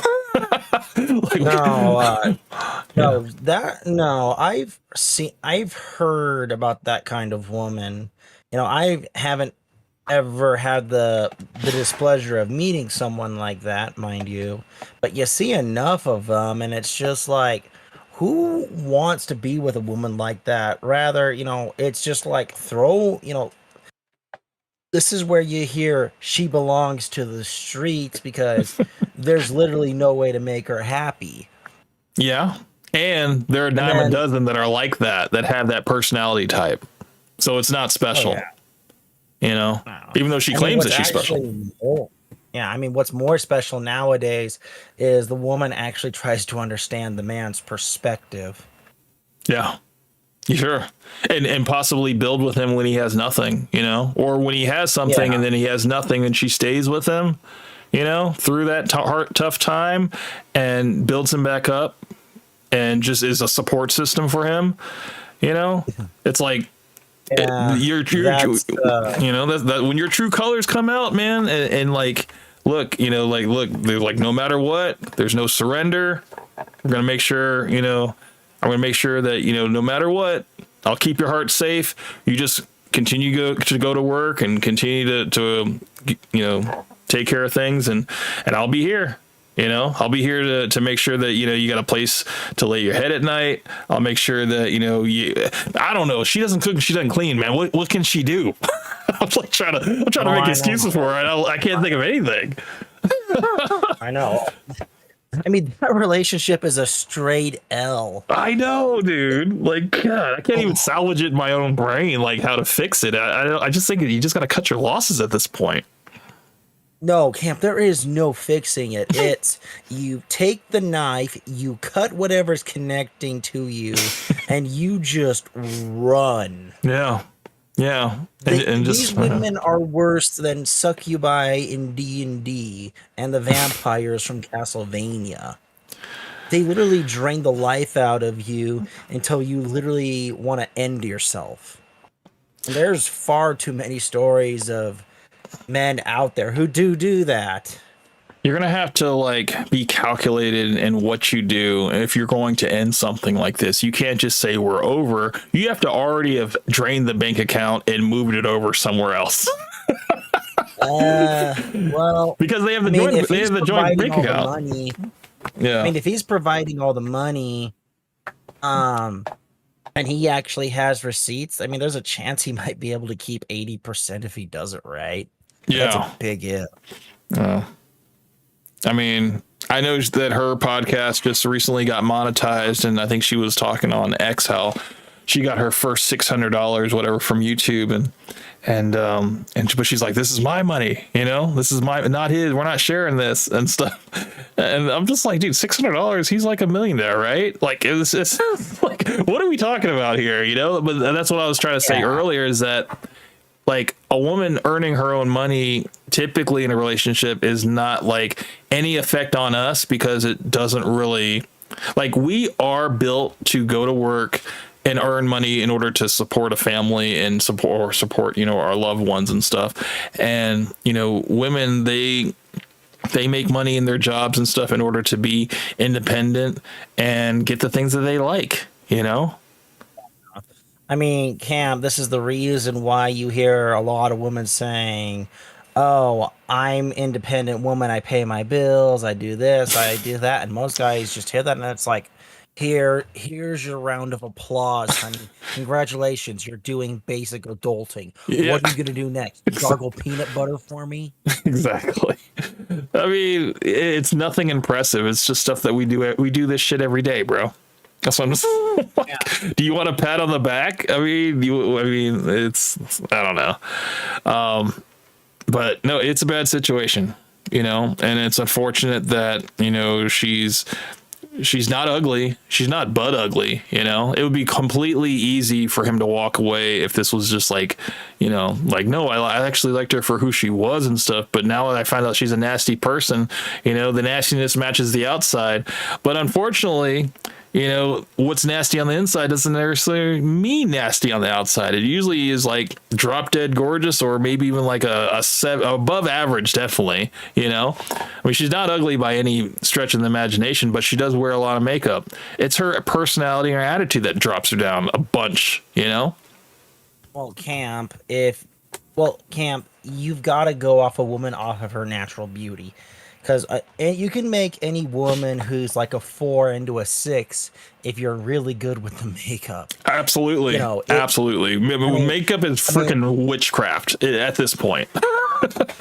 Yeah.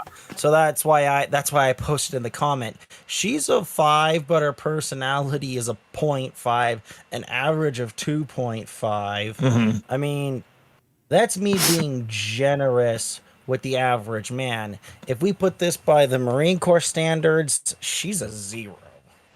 Yeah, I mean, the loyalty's not there. The homemaking is not there. She can't be your helpmate. I can't, in that whole bit that we watched on her, I didn't see anything that she does in order to support him. The only thing she says that, yeah, she claims him in public, but that's where it kind of ends, That's it. I mean, she's over here fantasizing about other men, outwardly embarrassing him to his face. It's not a good look, man. No, it's not. I mean, that basically gave Fresh and Fit all the ammunition they needed to just make what's his name, Akasha? Make him look like a complete wimp. Yeah. Yeah. It's a major victory for them. And it's just like, And part of me is like, this is a bit low hanging fruit. Actually, go after somebody a bit more public. I mean, that's my first thought is go not this comedian and his wife who's clearly just party girl wanting to go back to the party.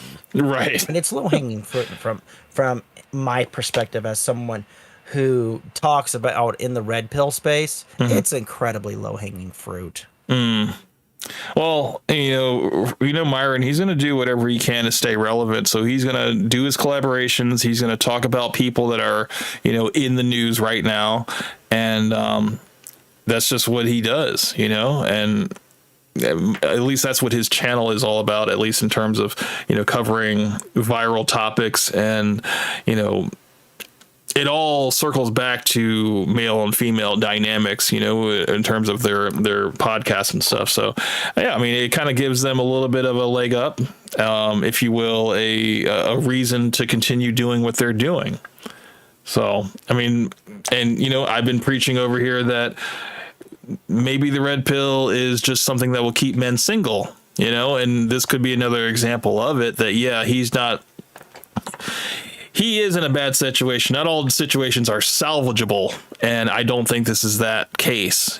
Some cases, yeah, you probably need to go to some counseling, to kind of because, you're supposed to go to marriage counseling even before you get married, to kind of really get all the kinks out or whatever, figure out what's the main reason that you guys are getting together, and I honestly think it's going to be very shallow on her end, and it might shockingly be shallow on his end too. It's like, dude, she's attractive, she's young, she could give me children. And I was like, I don't know, man. I don't know if that's even on the agenda. I think she's just waiting for another bag. If she's there, if his sole thing is she's pretty enough and I want kids with her, he's really barking up the wrong end. Dude, she's gonna take those kids, man. Is that gonna be? She's probably gonna do worse than her own mother did to her. Oh, absolutely, 100%, dude. I bet her mom was probably traditional, probably maybe even arranged or whatever. How that culture is and stuff. But now that all these kids are, all these young people are westernized, that come from these traditional foundation, they're like, no, we're just here to party, man. We're going to live our best life, listen to Cardi B and, just have fun. Life is about having fun. And you're like, well, when does it start being about responsibility? And when does it start being about duty? It just seems like we're kind of getting away from what at least marriage and the union between man and woman is about. It just seems like, yeah, it's just a party, man, and we're just trying to set up the orgy. We're trying to set up the get together, man. And if we can just speak it into existence, if we can manifest it, eventually it will happen. At least that's the female mindset. It's not good. I completely hate that concept of manifesting. If you're really headed towards that kind of goal, you should have never left the frat house and just let the train go. Sure. For Pete's sake. Absolutely. Unfortunately, you can't stay in college forever, Even she probably was like, I got to get out of here. This is costing too much. Yeah. So... But, falling into Akaash's lap was probably the next best thing to a college life, You still get to do whatever you want and party whenever you want and take trips, go where you want to go. So, I don't know, man. It's a sad situation. I feel sad more than angry. I'm just like, damn, man. I was not really a fan of Akaash. I've seen like one or two of his stand-ups and stuff, and he's all right. He's not like top 3 or top 5 comedians and stuff, but he says some funny things from time to time.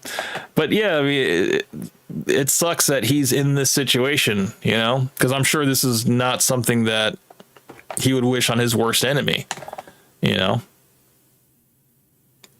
So it's unfortunate. Right. It is unfortunate, but when do we stop feeling bad for people who do this to themselves? Right. Well, that's where you got to draw the line, because he is choosing her every day that he stays with her. So. Yeah. So yeah, he is basically making that choice to stay in that prison or that island or whatever you want to call it, whatever metaphor you need it to be. But it's going to come to a head soon enough, Maybe all the pressure from the online is going to build up, and he's just going to be like, yeah, I don't know why I was so stupid for so long. Well, if he's your regular dude who doesn't have any critical thinking skills, he's more than likely just going to dig his heels in. Yes, and it's probably going to be her that's going to have to leave him in order for the relationship to dissolve. So, sadly, that's more than likely the case. Yeah. And then you're going to watch as Fresh and Fit just kind of did the "I told you so" tour, and I'm just gonna be like, dude, shut up. Everybody saw this coming a mile away. Right. You're not special. Yeah. But no, I mean, that's the thing. They're going to use this, like you said, as ammunition to kind of, also kind of just proof to kind of like, look, man, see, I told you so, and this is this is a good lesson for men, you don't want to fall into the trap. Leading with your wallet and being a simp, and you got to get experience before you get married. Unfortunately, if you're going to marry a woman that's like this, you can't come in as a virgin. She's going to run circles around you. Actually, what I think you should do, I actually can't say. Well, I was kind of alluding to it earlier, man, with the whole Bitcoin, man. Just find someone to just snatch her, man. Make it look like an accident. That's a good way to get rid of her, but no. Yeah. A lot of women who act like that, sadly, they need to be introduced to just how dark reality can be. And hopefully by the end of it, they come out on the end a better person. Oh, yeah. Just completely stripped down of like all of the pleasures and all of the fancy things, and just completely just live amongst the woods, whatever, and just. Actually, what I have in mind is way darker than that, Camp. Well, way darker. Well, because from my perspective, no one appreciates what you have or had until it's gone and long gone. And you're at the bottom of a pit crying. And no one's coming to save you. Exactly. Yeah. That's the thing, man, about like simp culture, is that there's always going to be somebody online that's going to donate to your cause, or, I don't know, want to, scoop you up after you dumped your husband or your boyfriend or whatever. Like, please, I'll take care. I'll be better than him and all this stuff. Or, just the people that are in her circle, like the people that she's like flirting with or have on her little roster list and stuff. It's like, yeah, it's like word will get out about that. And maybe she might do the footwork to seek out these individuals and make these fantasies come true. Yeah. I mean, she'll definitely have the means after she divorces Akaash. She'll have a little bit of pocket change, right? So I'm sure she could probably make something happen with that. I mean, what's his net worth exactly? I would probably say like he's probably a millionaire, maybe. I don't know. I've never pocket watched him, but I mean, I can imagine. Let's see, Akaash Singh. Akaash Singh. We're gonna do something we don't normally do, but let's do net worth here. Let's just see net worth. I think he might have a comedy special here and there, or let's see, how much is in on Reddit? It's like, how much is in Akash's checking account? That's crazy. Oh wow, Akaash Ambani's net worth is estimated around 40.1 billion, making him the richest Ambani sibling. That can't be. Is that real? The heck? 40.1 billion to 43 billion. Since when, bro? Holy cow. That's insane. If that's the case, she lucked out. Oh, well, he did go to that the thing that happened, the Raj Fest or whatever out out west. Oh, sorry, out in the Far East, and he got a salary of $2 million. And then hold on, a salary of $2 million in 2021, and a total income of $4 million from the Rajan Royals. Dang, how much does it cost to book Akaash Singh? 40,000 to 74,000, almost 75,000. Wow. Damn. I didn't know he was got that. I didn't know he was that rich. Dear God, if she's smart, she's not going anywhere. Good Lord. Well, dude, she's talking out of the mouth though. You know, running I know, like that's really fucking bold of her. She's got some brass balls, dude. Sheesh. I mean, if he gets smart and puts a lot of his assets in trusts and puts the trusts in another person's name who he actually trusts, then she's screwed. Yeah. Definitely if he does that. Which, you know, nobody can tell him to do that. He's got to know to do that himself, man, or be an influence to do it himself. Somebody's got to really sit down and big brother this guy and just be like, look, man, she doesn't have your best interest at heart, man. It's like, where can you even see this thing going in the next 5 years, man? I don't even think it will make it. I don't think it'll make it out the year the way it's going. They're already speculating she's gonna have an OnlyFans by the end of the year. So, oh God, holy cow, dude, he'll truly be a simp after that. If they're still married and she's like, look, I'm still gonna move forward with my career. I'm trying to like build my influence, and the only way to do that is to start up an OnlyFans. You know, what, are you gonna stop me from doing it? This is my dream. I would. Well, that's the thing. Not to mention the fact that her podcast is incredibly stereotypical. Yeah. Main character podcast. I mean, yeah, dude. Did you read the description of it? The main. No, but I mean, my thing is that if I hear main character,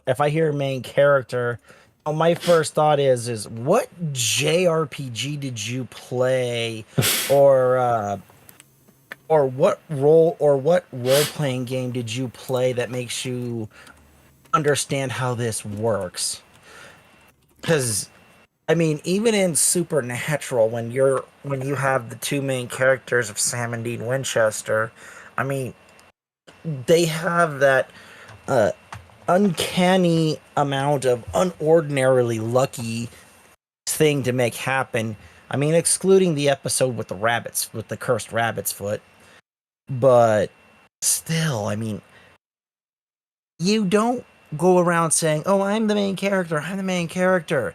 That's not how it works. It just screams modern woman, dude. Like, I'm a 10, can't tell me nothing. I went ahead and pulled up the description and just get a load of this. So, unfiltered girl talk, universal main character energy, hosted by Jasleen and Nahal, 2 girls, 1 mic, and 0 filters. Main character pod is for the ones who live life like the plot revolves around them. Because it does. We're serving hot takes, hard truths, Delulu dreams, and chaotic convos about pop culture, brown girl life, mental health, marriage ups and downs, and just life. Because let's be real, we're barely surviving. We're not experts. We're just 2 main characters talking shit. And if you've ever felt too loud, too dramatic, or too much, you're in the right place. How's that for a YouTube bio? Crazy, right? God. Yeah, I mean, it makes our channels look 10 times sophisticated. I mean, holy cow. I'm just thinking about the target audience that would be attracted to something like that. They're like, yeah, I'm a main character too. It's like, you don't understand. Main character means singular. So yeah, I mean, you can't be a main character too. You can watch the main character if that's who you believe is the main character. I guess, I don't know, whatever distracts you from the Kardashians and stuff. I mean, if you're talking about roles, I mean, there can be 2 main characters, but it's you have to be able. They have to have a dynamic, and that's part of the reason why I brought up Supernatural, because there's a hefty dynamic there between Sam and Dean. And I mean, the thing that was actually crazy that I found out in the intermediate was that Jared Padalecki, and I don't remember the other guy's name. I've heard it, but I don't remember what it is. They're actually, because of their work on that show, they actually became the best of friends. Okay. Yeah, I don't watch it, so I don't know. I mean, it's a good series. Yeah. But yeah, I actually found out that they actually became best friends, and there were a couple times on set where they were really acting like brothers, and it was kind of neat. But you know, they're still all. I mean, the guys who played Sam and Dean and the guy who played Castiel, they're really good friends now. I mean, we see this happen all the time. Relationships form from, different forms of media. I mean, I think every Spider-Man movie had like a relationship develop out of it, didn't it? Between Mary Jane and Spider-Man. So, or was it? Yeah. That happened. And then because the thing that was actually interesting was that the first two Spider-Man, they actually did have relationships with the women who played, well, in the original, it was Mary Jane Watson, and the second one was actually Gwen Stacy. Right. Both who have been love interests in the comic books. Mm-hmm. But, yeah. It just seems to happen a lot more often. It was even, what's it called? Tom Holland and Zendaya. They got together, so yeah. Yeah, I mean, even though that was actually a fireable offense. Really? Yeah, because part of the reason why they didn't make Spider-Man 4 was the fact that Tobey Maguire and Kirsten Dunst's breakup was so bad that it's not that they couldn't stand to be around each other, it was just that it was really, really awkward for them. Sure.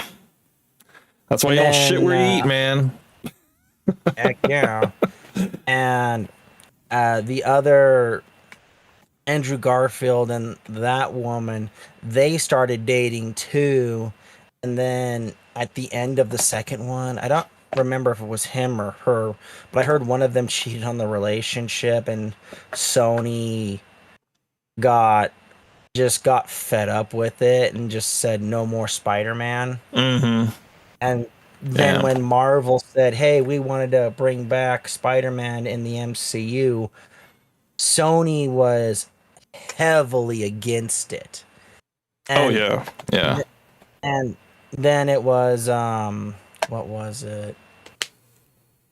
I think Stan Lee had to go in and make a bunch of promises of the rules that had to be on set. And they let it happen, and it's been mildly successful so far.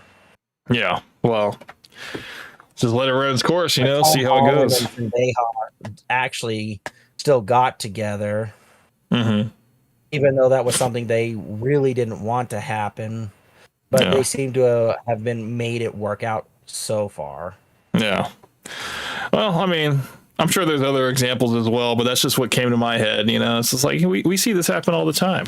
But I don't know. There was something I wanted to talk about. Well, no, I kind of alluded to it already. So maybe I'll do that video soon, or I don't know. I was thinking about throwing it together, maybe like maybe on Sunday or something like that. Because I mean, I love doing live streams and stuff, but I want to start putting out some more videos too. And the one guy was talking to me about was trauma and how men and women deal with their trauma. Mainly, he wanted me to speak on it from the men's side, and how healthy ways to deal with trauma and unhealthy ways. Just kind of go into that, and he thought it would be very helpful. But got a few things, man. The more I talk about the podcast with people, they're like, dude, I got a great topic, that would help men, that stuff that would probably help me. Definitely want to tune in and just get your take and stuff on it. So it's kind of cool, man. It's kind of cool that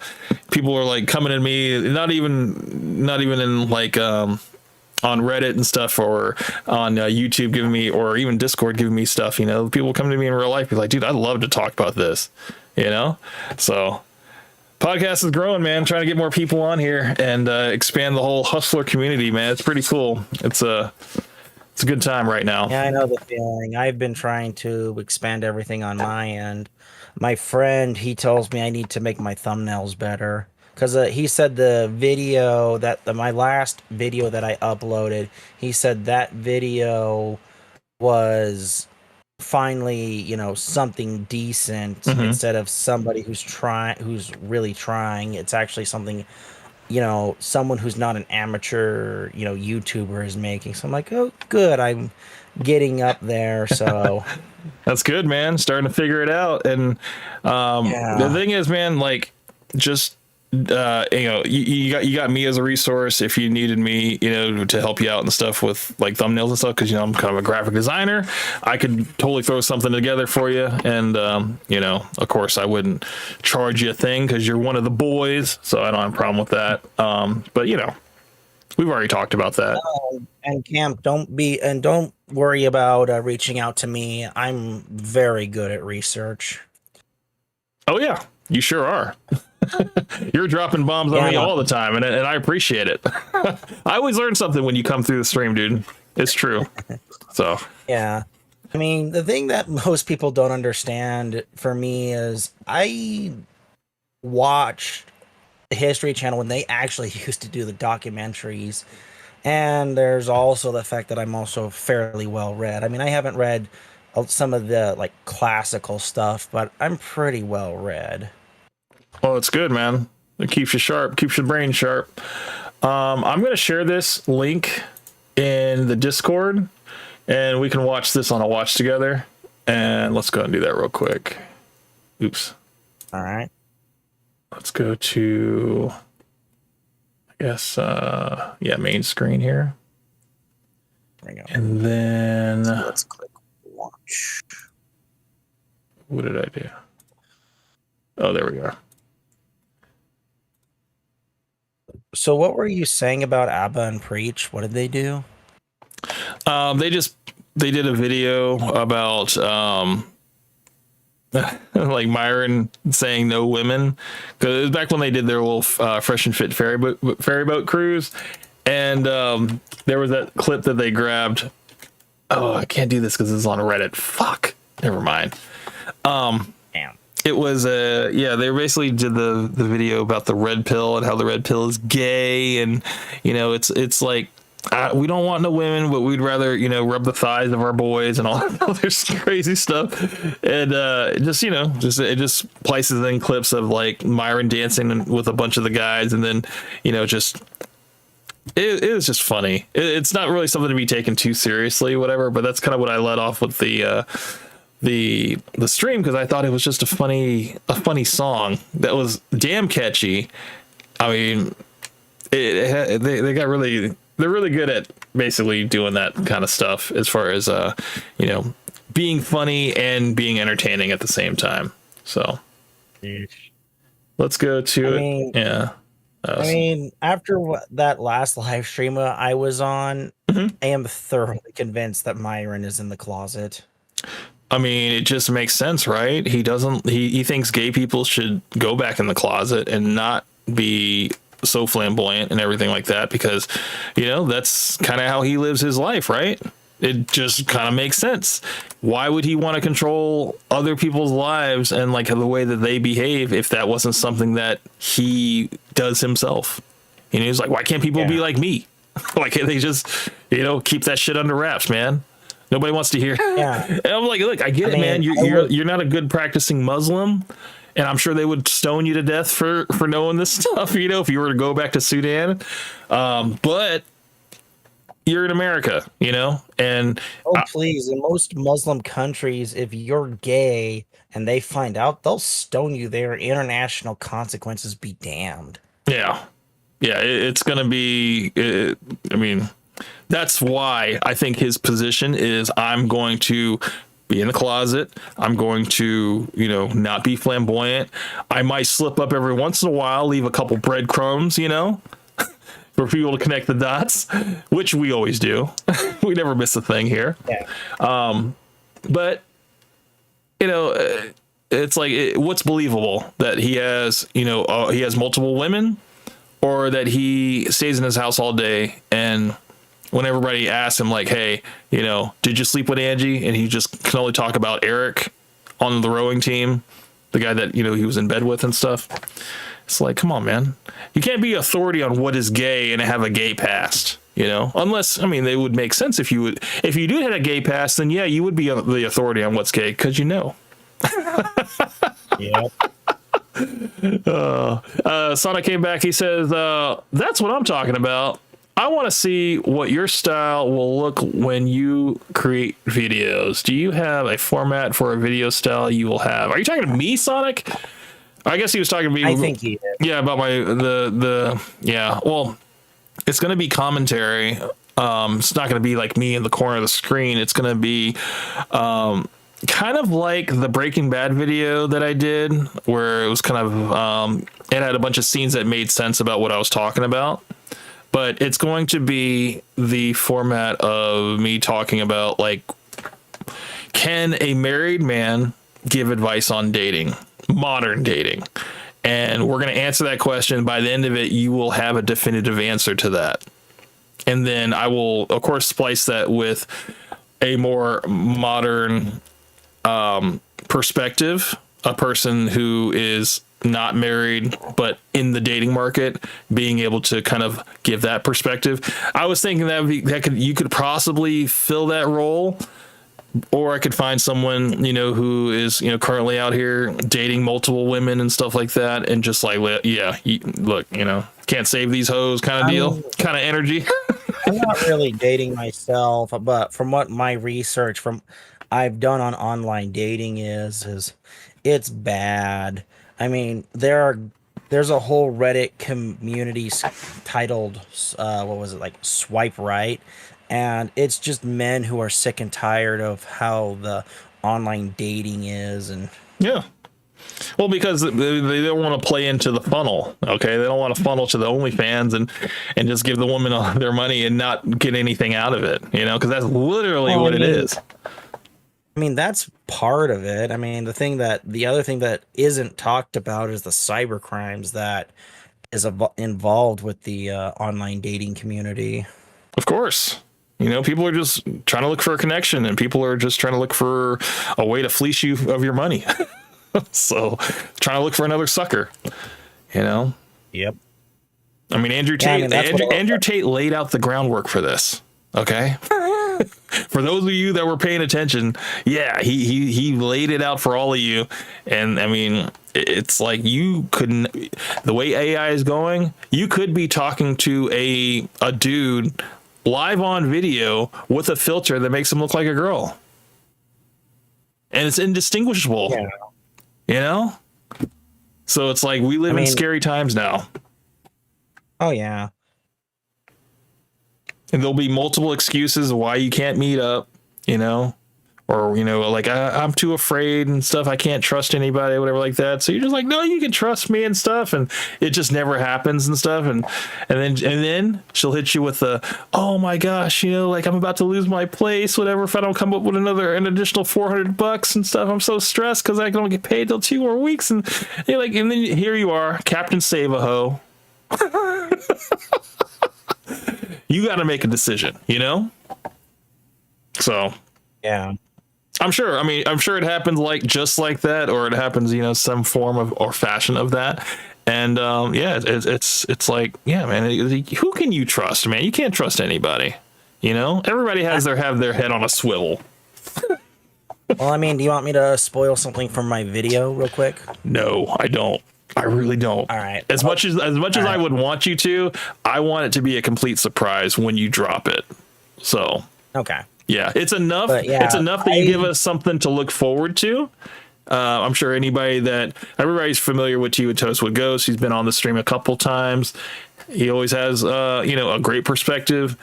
I want to go into this with no preconceived notions. I think the concept is great on its own. I'm looking forward to it.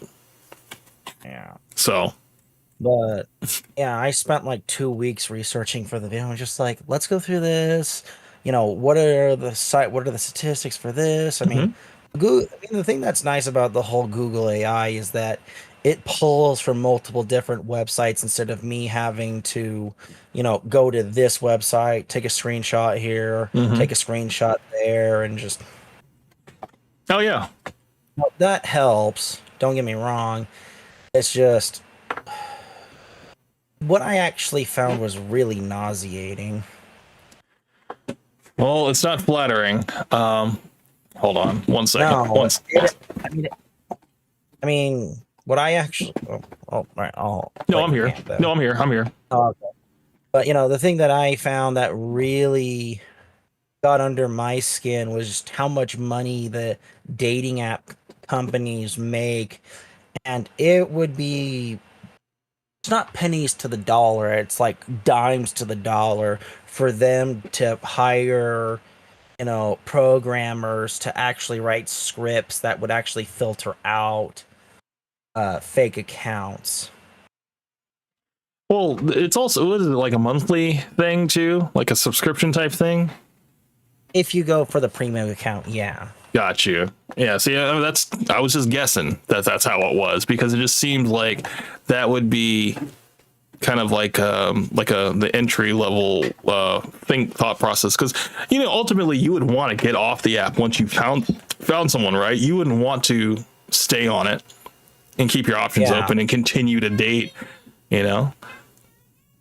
Oh my gosh! Unless you're trying to live the lifestyle that Myron's preaching, but even then, the men who have lived those lifestyles, by the end of it, they're sick of it. Yeah, dude. I mean, you're sucked of all your life force because all you're doing is just, it's just like, that's okay. I mean, for me, I can only speak for myself, but that is why it's easier to just build with one person, rather than just date around and just date a bunch of people. Because you're sucking your life force out. You're spreading yourself too thin. It's like instead of building a house brick by brick, you're just taking your brick from one location to another, and you still have that one brick. You haven't really built anything yet. But before you get a chance to make anything of a foundation, it's over and you got to go to the next work site. I don't know if that makes any sense, but that's just kind of what I thought. Yeah, it's like my dad, when he left the U.S. Navy, he really wanted to settle down because he was sick of the swinging sailor life, as he called it. Sure. No, I mean, I think every man eventually wants to just settle down and just have an easy life, dude. It is an easier life. It is work to be in a marriage, yes, but it's a lot easier than going out every Friday, Saturday night trying to make something happen. Well, Camp, if you're going out to the bars or the clubs, you're doing it wrong. That's the sad fact, yes, but I think that's something that every man has to learn. They got to learn that in the beginning, because they're looking for love in all the wrong places. And there's still people that they're still banging their heads against the wall trying to make something happen. They're like, dude, it's gonna happen for me eventually. All my other friends are getting married, and it's gonna happen, and then it just doesn't. They just keep going. They keep spinning circles, basically spinning plates. And oh my gosh, my son is up at 3:30 in the morning. Good grief. Okay. You hear it? Feeling Camp. That's crazy. He should not be up. I want to take care of Mr. XO Charles here. This clip of Andrew Wilson is only 1 minute and 16 seconds. Let's get through it. Let's see what this is about. Let's watch him get destroyed, and we will comment on this, and then we will wrap it up. Sounds good. All right. Has 3 baby daddies and has been married twice before. Don't talk about my wife. You shut your fucking mouth. Rachel, are you there? Can you hear us? Rachel? Can you hear me? Yes. Did you not have agency when you accepted this debate with Andrew? Yeah, I did.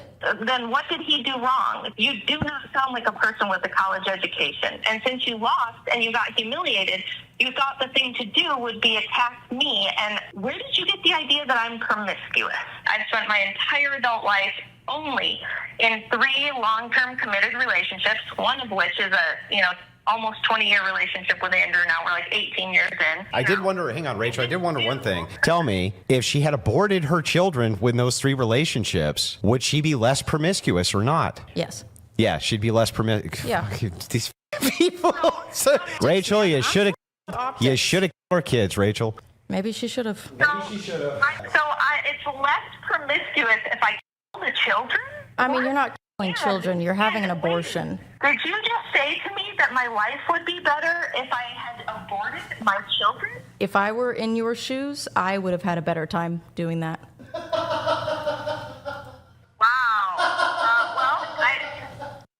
Jeez. Wow. Tea and Toast with Ghost, I'm going to let you go first if you have anything, because I'm kind of baffled right now. Like, at first I thought it was going to go one way, and then it completely went a different way, you know? This is kind of like the 2020 hindsight kind of thing going on, you know? Because we do have a little bit of context of the relationship that Rachel Wilson had before she met Andrew Wilson. I don't know if you know about it, but what we covered was that there was a guy named Brian that she cheated on. Sorry, they were together for like a year, and then she cheated on her future baby father with the next baby father. She married him. I guess she finalized divorce with him, whatever. Married the next guy, cheated on him, and put the second father on child support. And then they finally divorced, and then she met Andrew. They got together. They had 2 children together. But yeah, it's like everybody has skeletons in the closet. Nobody's perfect, you know. People cheat. But then Andrew and Rachel, they come from this like moral high ground standpoint. They think that, you know, they're, you know, traditional Christians and all this stuff like that. And let's not talk about the past, because the past is the past or whatever. But it's like, you know, is she a good person to model your life after, you know, or model like a relationship after, you know? I don't know. It's hard to say. When you were talking about that, and just, you know, granted, I think Andrew might be a better person than her in his values in a way, but I mean, she's you know, when I first saw her, I kind of thought that, you know, she had a past and maybe she had learned from the past, and that's where she talks about, where she kind of gets that position where she talks about it. But, you know, after hearing everything and just seeing the timeline and the receipts, it's just like, you know, I like that she tries to stand up, but, you know, sadly, she's too much of a hypocrite, if you ask me, at this stage. That's what I was kind of alluding to, is that you can't have this like morality now when you come from such a spotted past, you know? Like, yes, we all make mistakes, you know, we all go through this rite of passage as young adults to adults and stuff, and people even experiment, whatever, you know. I mean, Camp, if she had 3 long-term relationships and didn't have that many kids while, you know, being that young, you know, it might have, she might be able to put it behind her as a learning experience. But, you know, when you actually bring kids into the mix, you know, you can't sit there and call it a learning experience. Oh, I dated this guy for X years, and then things fell apart because we just couldn't get along. And most code for can't get along is, you know, is a coin toss between I'm not happy, or he doesn't excite me anymore, or what's like the third thing that I've noticed? The kids don't accept him, or, you know, I mean, it could be that dynamic, you know, the kids just, they don't respect him because they're not his father. He's not their father, you know? Yeah, there's that. Yeah. That's another element of it too. But no, there was a third thing that I noticed that was actually a bit more relevant to the relationship besides kids. I mean, what she was saying, delete the children, and you would be less promiscuous, is incorrect. If she had less children in those 3 relationships, she could be deemed less promiscuous or whatever. Maybe, just on paper. But because she did have children from each relationship and she cheated on the past relationship with the new relationship, it's kind of spotty, Yeah. Although I don't think that woman did all the necessary research for that. Yeah. Although granted, when you're in a debate, oh my God, my son won't stop yelling. As soon as you go personal, you've already lost the debate. Yes. Yeah. That I think that was totally uncalled for. But I mean, there's no honor when it comes to like these online debates. People always go for the jugular, and it seems like she was an easy target, because of all the receipts that came out, and and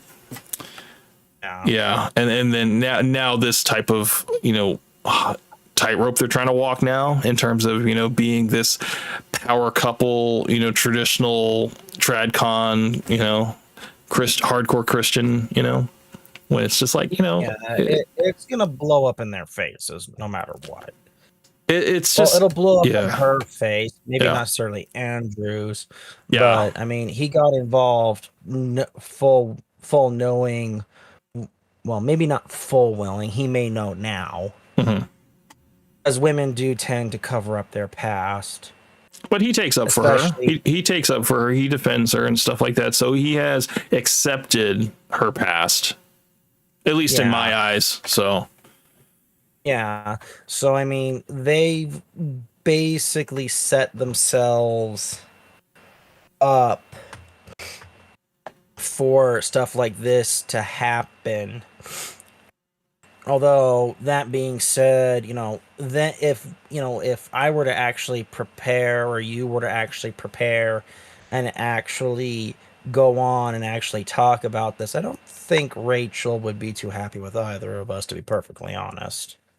The fact that we know her business and without talking to her first, I'm sure she probably would have a problem with that. But I mean, I'm sorry, I mean, this stuff is out there, and you were so open with your tweets, and it just, people are they're gonna do the detective work, and then they're gonna post their videos, and you can get it flagged or whatever if you think that it's defamation, or you can just leave it alone if it's true. Because all that stuff that Tree of Logic put in her video, they were all timestamps, with dates and stuff of your tweets or whatever about your children. It's like, if you don't want people to know about your children, don't talk about them. Don't bring them up. Yep. So she's done a really good job at, basically setting herself up for this. I mean, if she had actually addressed it openly and say, yes, I've made some mistakes, and this is now how I'm choosing to live my life, there'd be a lot more people who would view that as respectable, but she didn't do that. No, so. I would actually probably be able to be like, okay, yeah, I mean, at least you acknowledge it, but you can't just be like, you can't just point the finger and be like, no, you're a whore, you're a thought, and all this stuff like that, when it's just like, yeah, but what happened with you though? It's like, yeah, you can't do that. It doesn't feel right. Doesn't feel right. I mean, there's a reason why they say you can't turn a hoe into a housewife. I mean, Akaash's wife is a really good example of that. Oh my God, because dude. they're too set in their ways to actually change, because they think, oh, life's a party, and then eventually, you hear the Shaggy song in your head, party's gonna end eventually. Well, I mean, we're in this position now where we're just speculating that she's a hoe because, we don't know anything of her action. I mean, she might be just talking a lot of shit. And that might, harken back to what I said to maybe she had a conversation with Akaash offline and said, hey, we're going to have this pod with my friend here and we're going to talk a lot of shit. But I want you to understand that it's all love, like we just want to blow up like you guys have blown up. We want to get a little bit of our own limelight, I want you to understand that don't take any of this stuff to heart. I'm going to say some stuff, she probably didn't even say like that I'm going to make you look bad or whatever. She's just like, we're going to talk some shit, we're going to do our best to go viral. So yeah, I've had that kind of sarcasm with my ex. Mm-hmm. That's it can kind of work, but at the end of the day, it's really hard to keep "oh baby I love you" apart from "oh god you're so weak." And a guy can maybe manage it better because it's I'm on the microphone, here I am, here's the persona, and even then that still bleeds over a little bit. I mean, actors have struggled with that kind of stuff before, from what I understand. Yeah. So Exo Charles, he came back. He says the reason Fresh doesn't debate is because people will bring out Daisy Chen, Miranda, and his marriage with a single mom. Which, the single mom was his first mistake. He came here not knowing anything about the red pill and stuff, and he wifed up a single mom to get papers, and then after that, I think he said they had a kid, or no, they didn't have a kid. He got her pregnant, but he made her get the abortion, and then they ended up splitting up. And then we also know about the Miranda and Daisy Chen thing. But yeah, I mean, Fresh is not a good debater. He's already stated this. So he's just going to sit this one out and he's going to let Myron do his bidding, and take up for him because Myron loves debating. And, but yeah, the thing is that, I will say that you can't take the advice of someone. Okay, well, you can't take the advice of someone who is going to guide you in terms of like, you got to do it this way, like it's black and white. There's hold on, my son just fell. Hold on 1 second. All right, go ahead, Camp. I understand.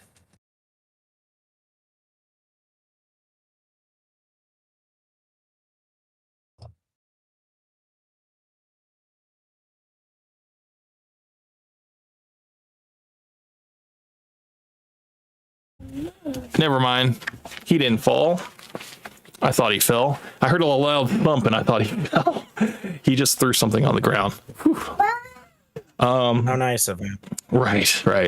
But no, that was I don't know if Andrew Wilson. Your wife has 3 baby daddies and has been married. I don't know if Andrew Wilson got destroyed on that one. I would just say that she used bad argumentation. She fought dirty. Yeah. Oh, from the clip we're getting here, she definitely went dirty, and it was kind of just from what I'm seeing here. She went dirty when it was kind of obvious she was getting handed the L. Right. I mean, talking about the kids and stuff. Come on now. Can we just keep it on the adults here? Kids are innocent in this whole thing. Yeah.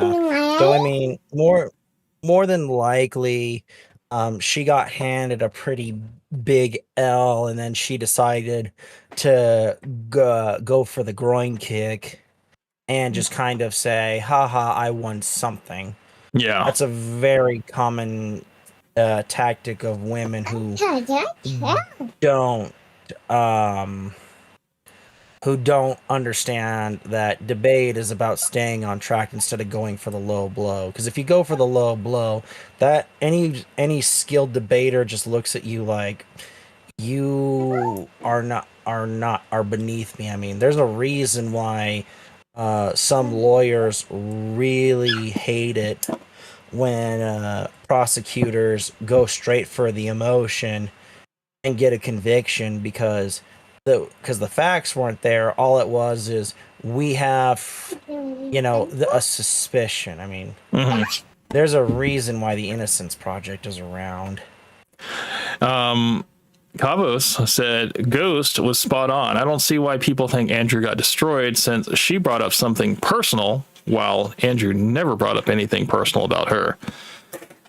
I agree, man. I think she just low-hanging fruit, maybe wanted to just take that little jab, whatever, maybe get a small win in the grand scheme, but it didn't work out. It didn't pan out. She didn't think it through. So no, Cam. If you're any measure of a good debater, I've actually spoken to a guy who went. I believe he went to the state championships in my state, and he actually won. I don't remember what the specific topic was, but the way he won was he actually used the opposite guy's point to prove his point, and he won. And one of the things he told me was that if you get emotional as a debater, you have lost. Oh yeah, I mean, dude, that's same with if you're arguing with a woman. If she starts name calling and she starts saying you got a little dick and all this other stuff, it's like, dude, you won, bro. You just need to sit back. We're going for the sensitive topics. Yeah, like bringing up old shit. Yeah, absolutely. I think you just need to sit back. I think Bill Burr had a whole routine on this, but yeah, he said once that happens, just understand that you've already won. You just need to you need to dodge those. She said, "Ah, you got a little dick." You dodge that. Yeah, you just gotta let her punch herself out. She ends up looking bad. I had a debate with my ex in the similar vein, and when she realized that my point was valid and that she didn't have a leg to stand on, she went on to the personal subjects. But she still lost, and I rubbed it in her face pretty dang hard that if you've gone personal because this is the only place where you win, then you lose hard. And then she tried to fight with me, and I'm like, no, you lost. You cannot even keep a solid point because you had to jump off point just to get some little win. After that, she stopped debating me because she knew that debating me was, pointless. I mean, the last time we debated about anything was was the George Floyd case, and my thing about the Floyd case was that it was sad that it happened, but I mean, the ME didn't want to sit there and spell it out directly, but I think Tim Pool pointed it out. Said it best, was that it didn't really matter what happened. Floyd swallowed all those speedballs laced with fentanyl. I mean, it wouldn't have mattered if they had filled him up to the eyeballs with the antidote, with the drug that counteracts it. He still would have ended up passing. I mean, the only difference would have been, would he have passed in the back of the police car, on the ground, or would he have passed in the back of an ambulance or at the hospital? It was one or the other. Yeah. And either way, nobody, and the other thing was there was no way nobody came out looking good in that situation. Yeah. I think what it was just optics, like optically people saw what they saw and they didn't know the backstory. They didn't know that he was even a drug addict. That came out later, Yeah, I mean, Cam, did you actually see the full body cam footage? I didn't, dude, but we can probably cover that. I actually saw all of it. And the thing that was actually really sad from my perspective was that the officer that they said was the one who ended Floyd. The thing that was funny was he was actually part of the backup officers who showed up like 30, 45 minutes later.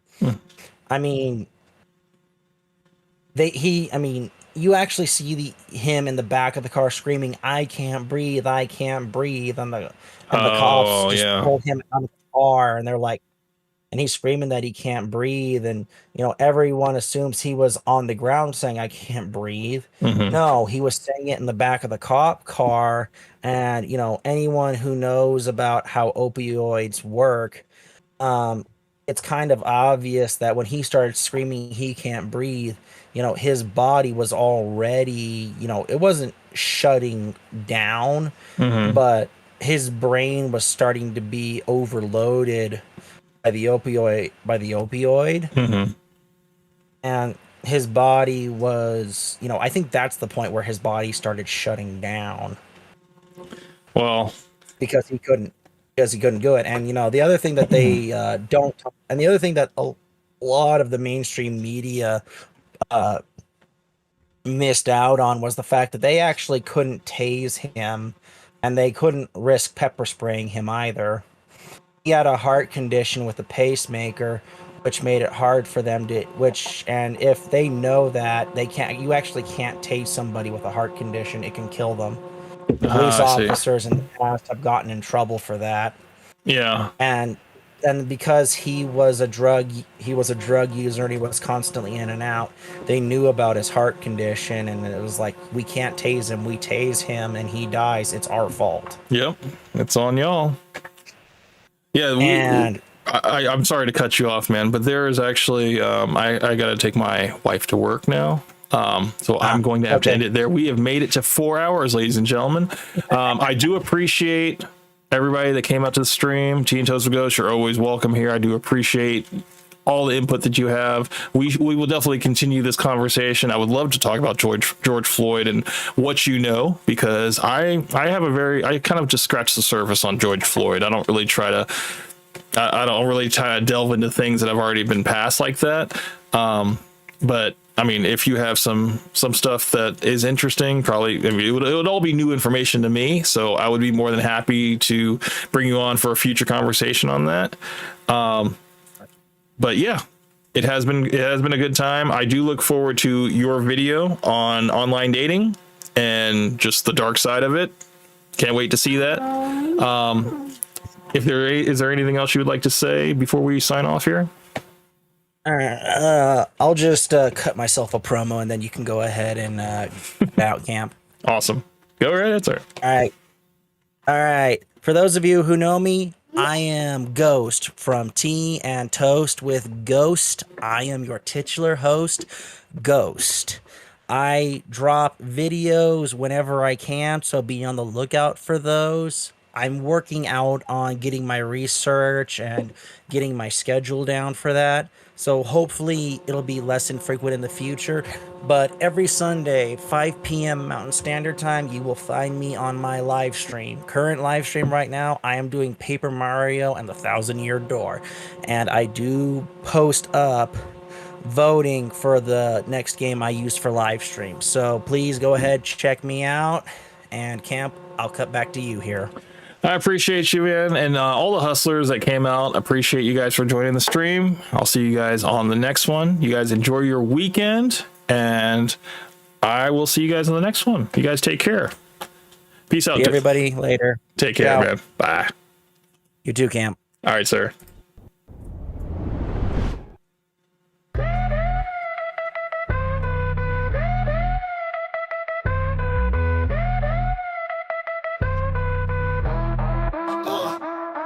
Camp Hustle One, squad moves like a freight train. Streaming live Saturdays, no need for a campaign. Coke Benny in the chat, spitting heat, uncontained. Haters lurking in the shadows, they ain't built for this terrain. Covers dropping gems, wisdom sharper than a blade. Exo Charles in the mix, got the whole game amazed. Taking souls for free, no invoice, no delays. Debating Sonic, spitting logic, making waves. Hustlers unite every Saturday night. We shine bright, got the spotlight in sight. Live stream flames, haters take flight. Chopping it with Hank, keep the vibe airtight.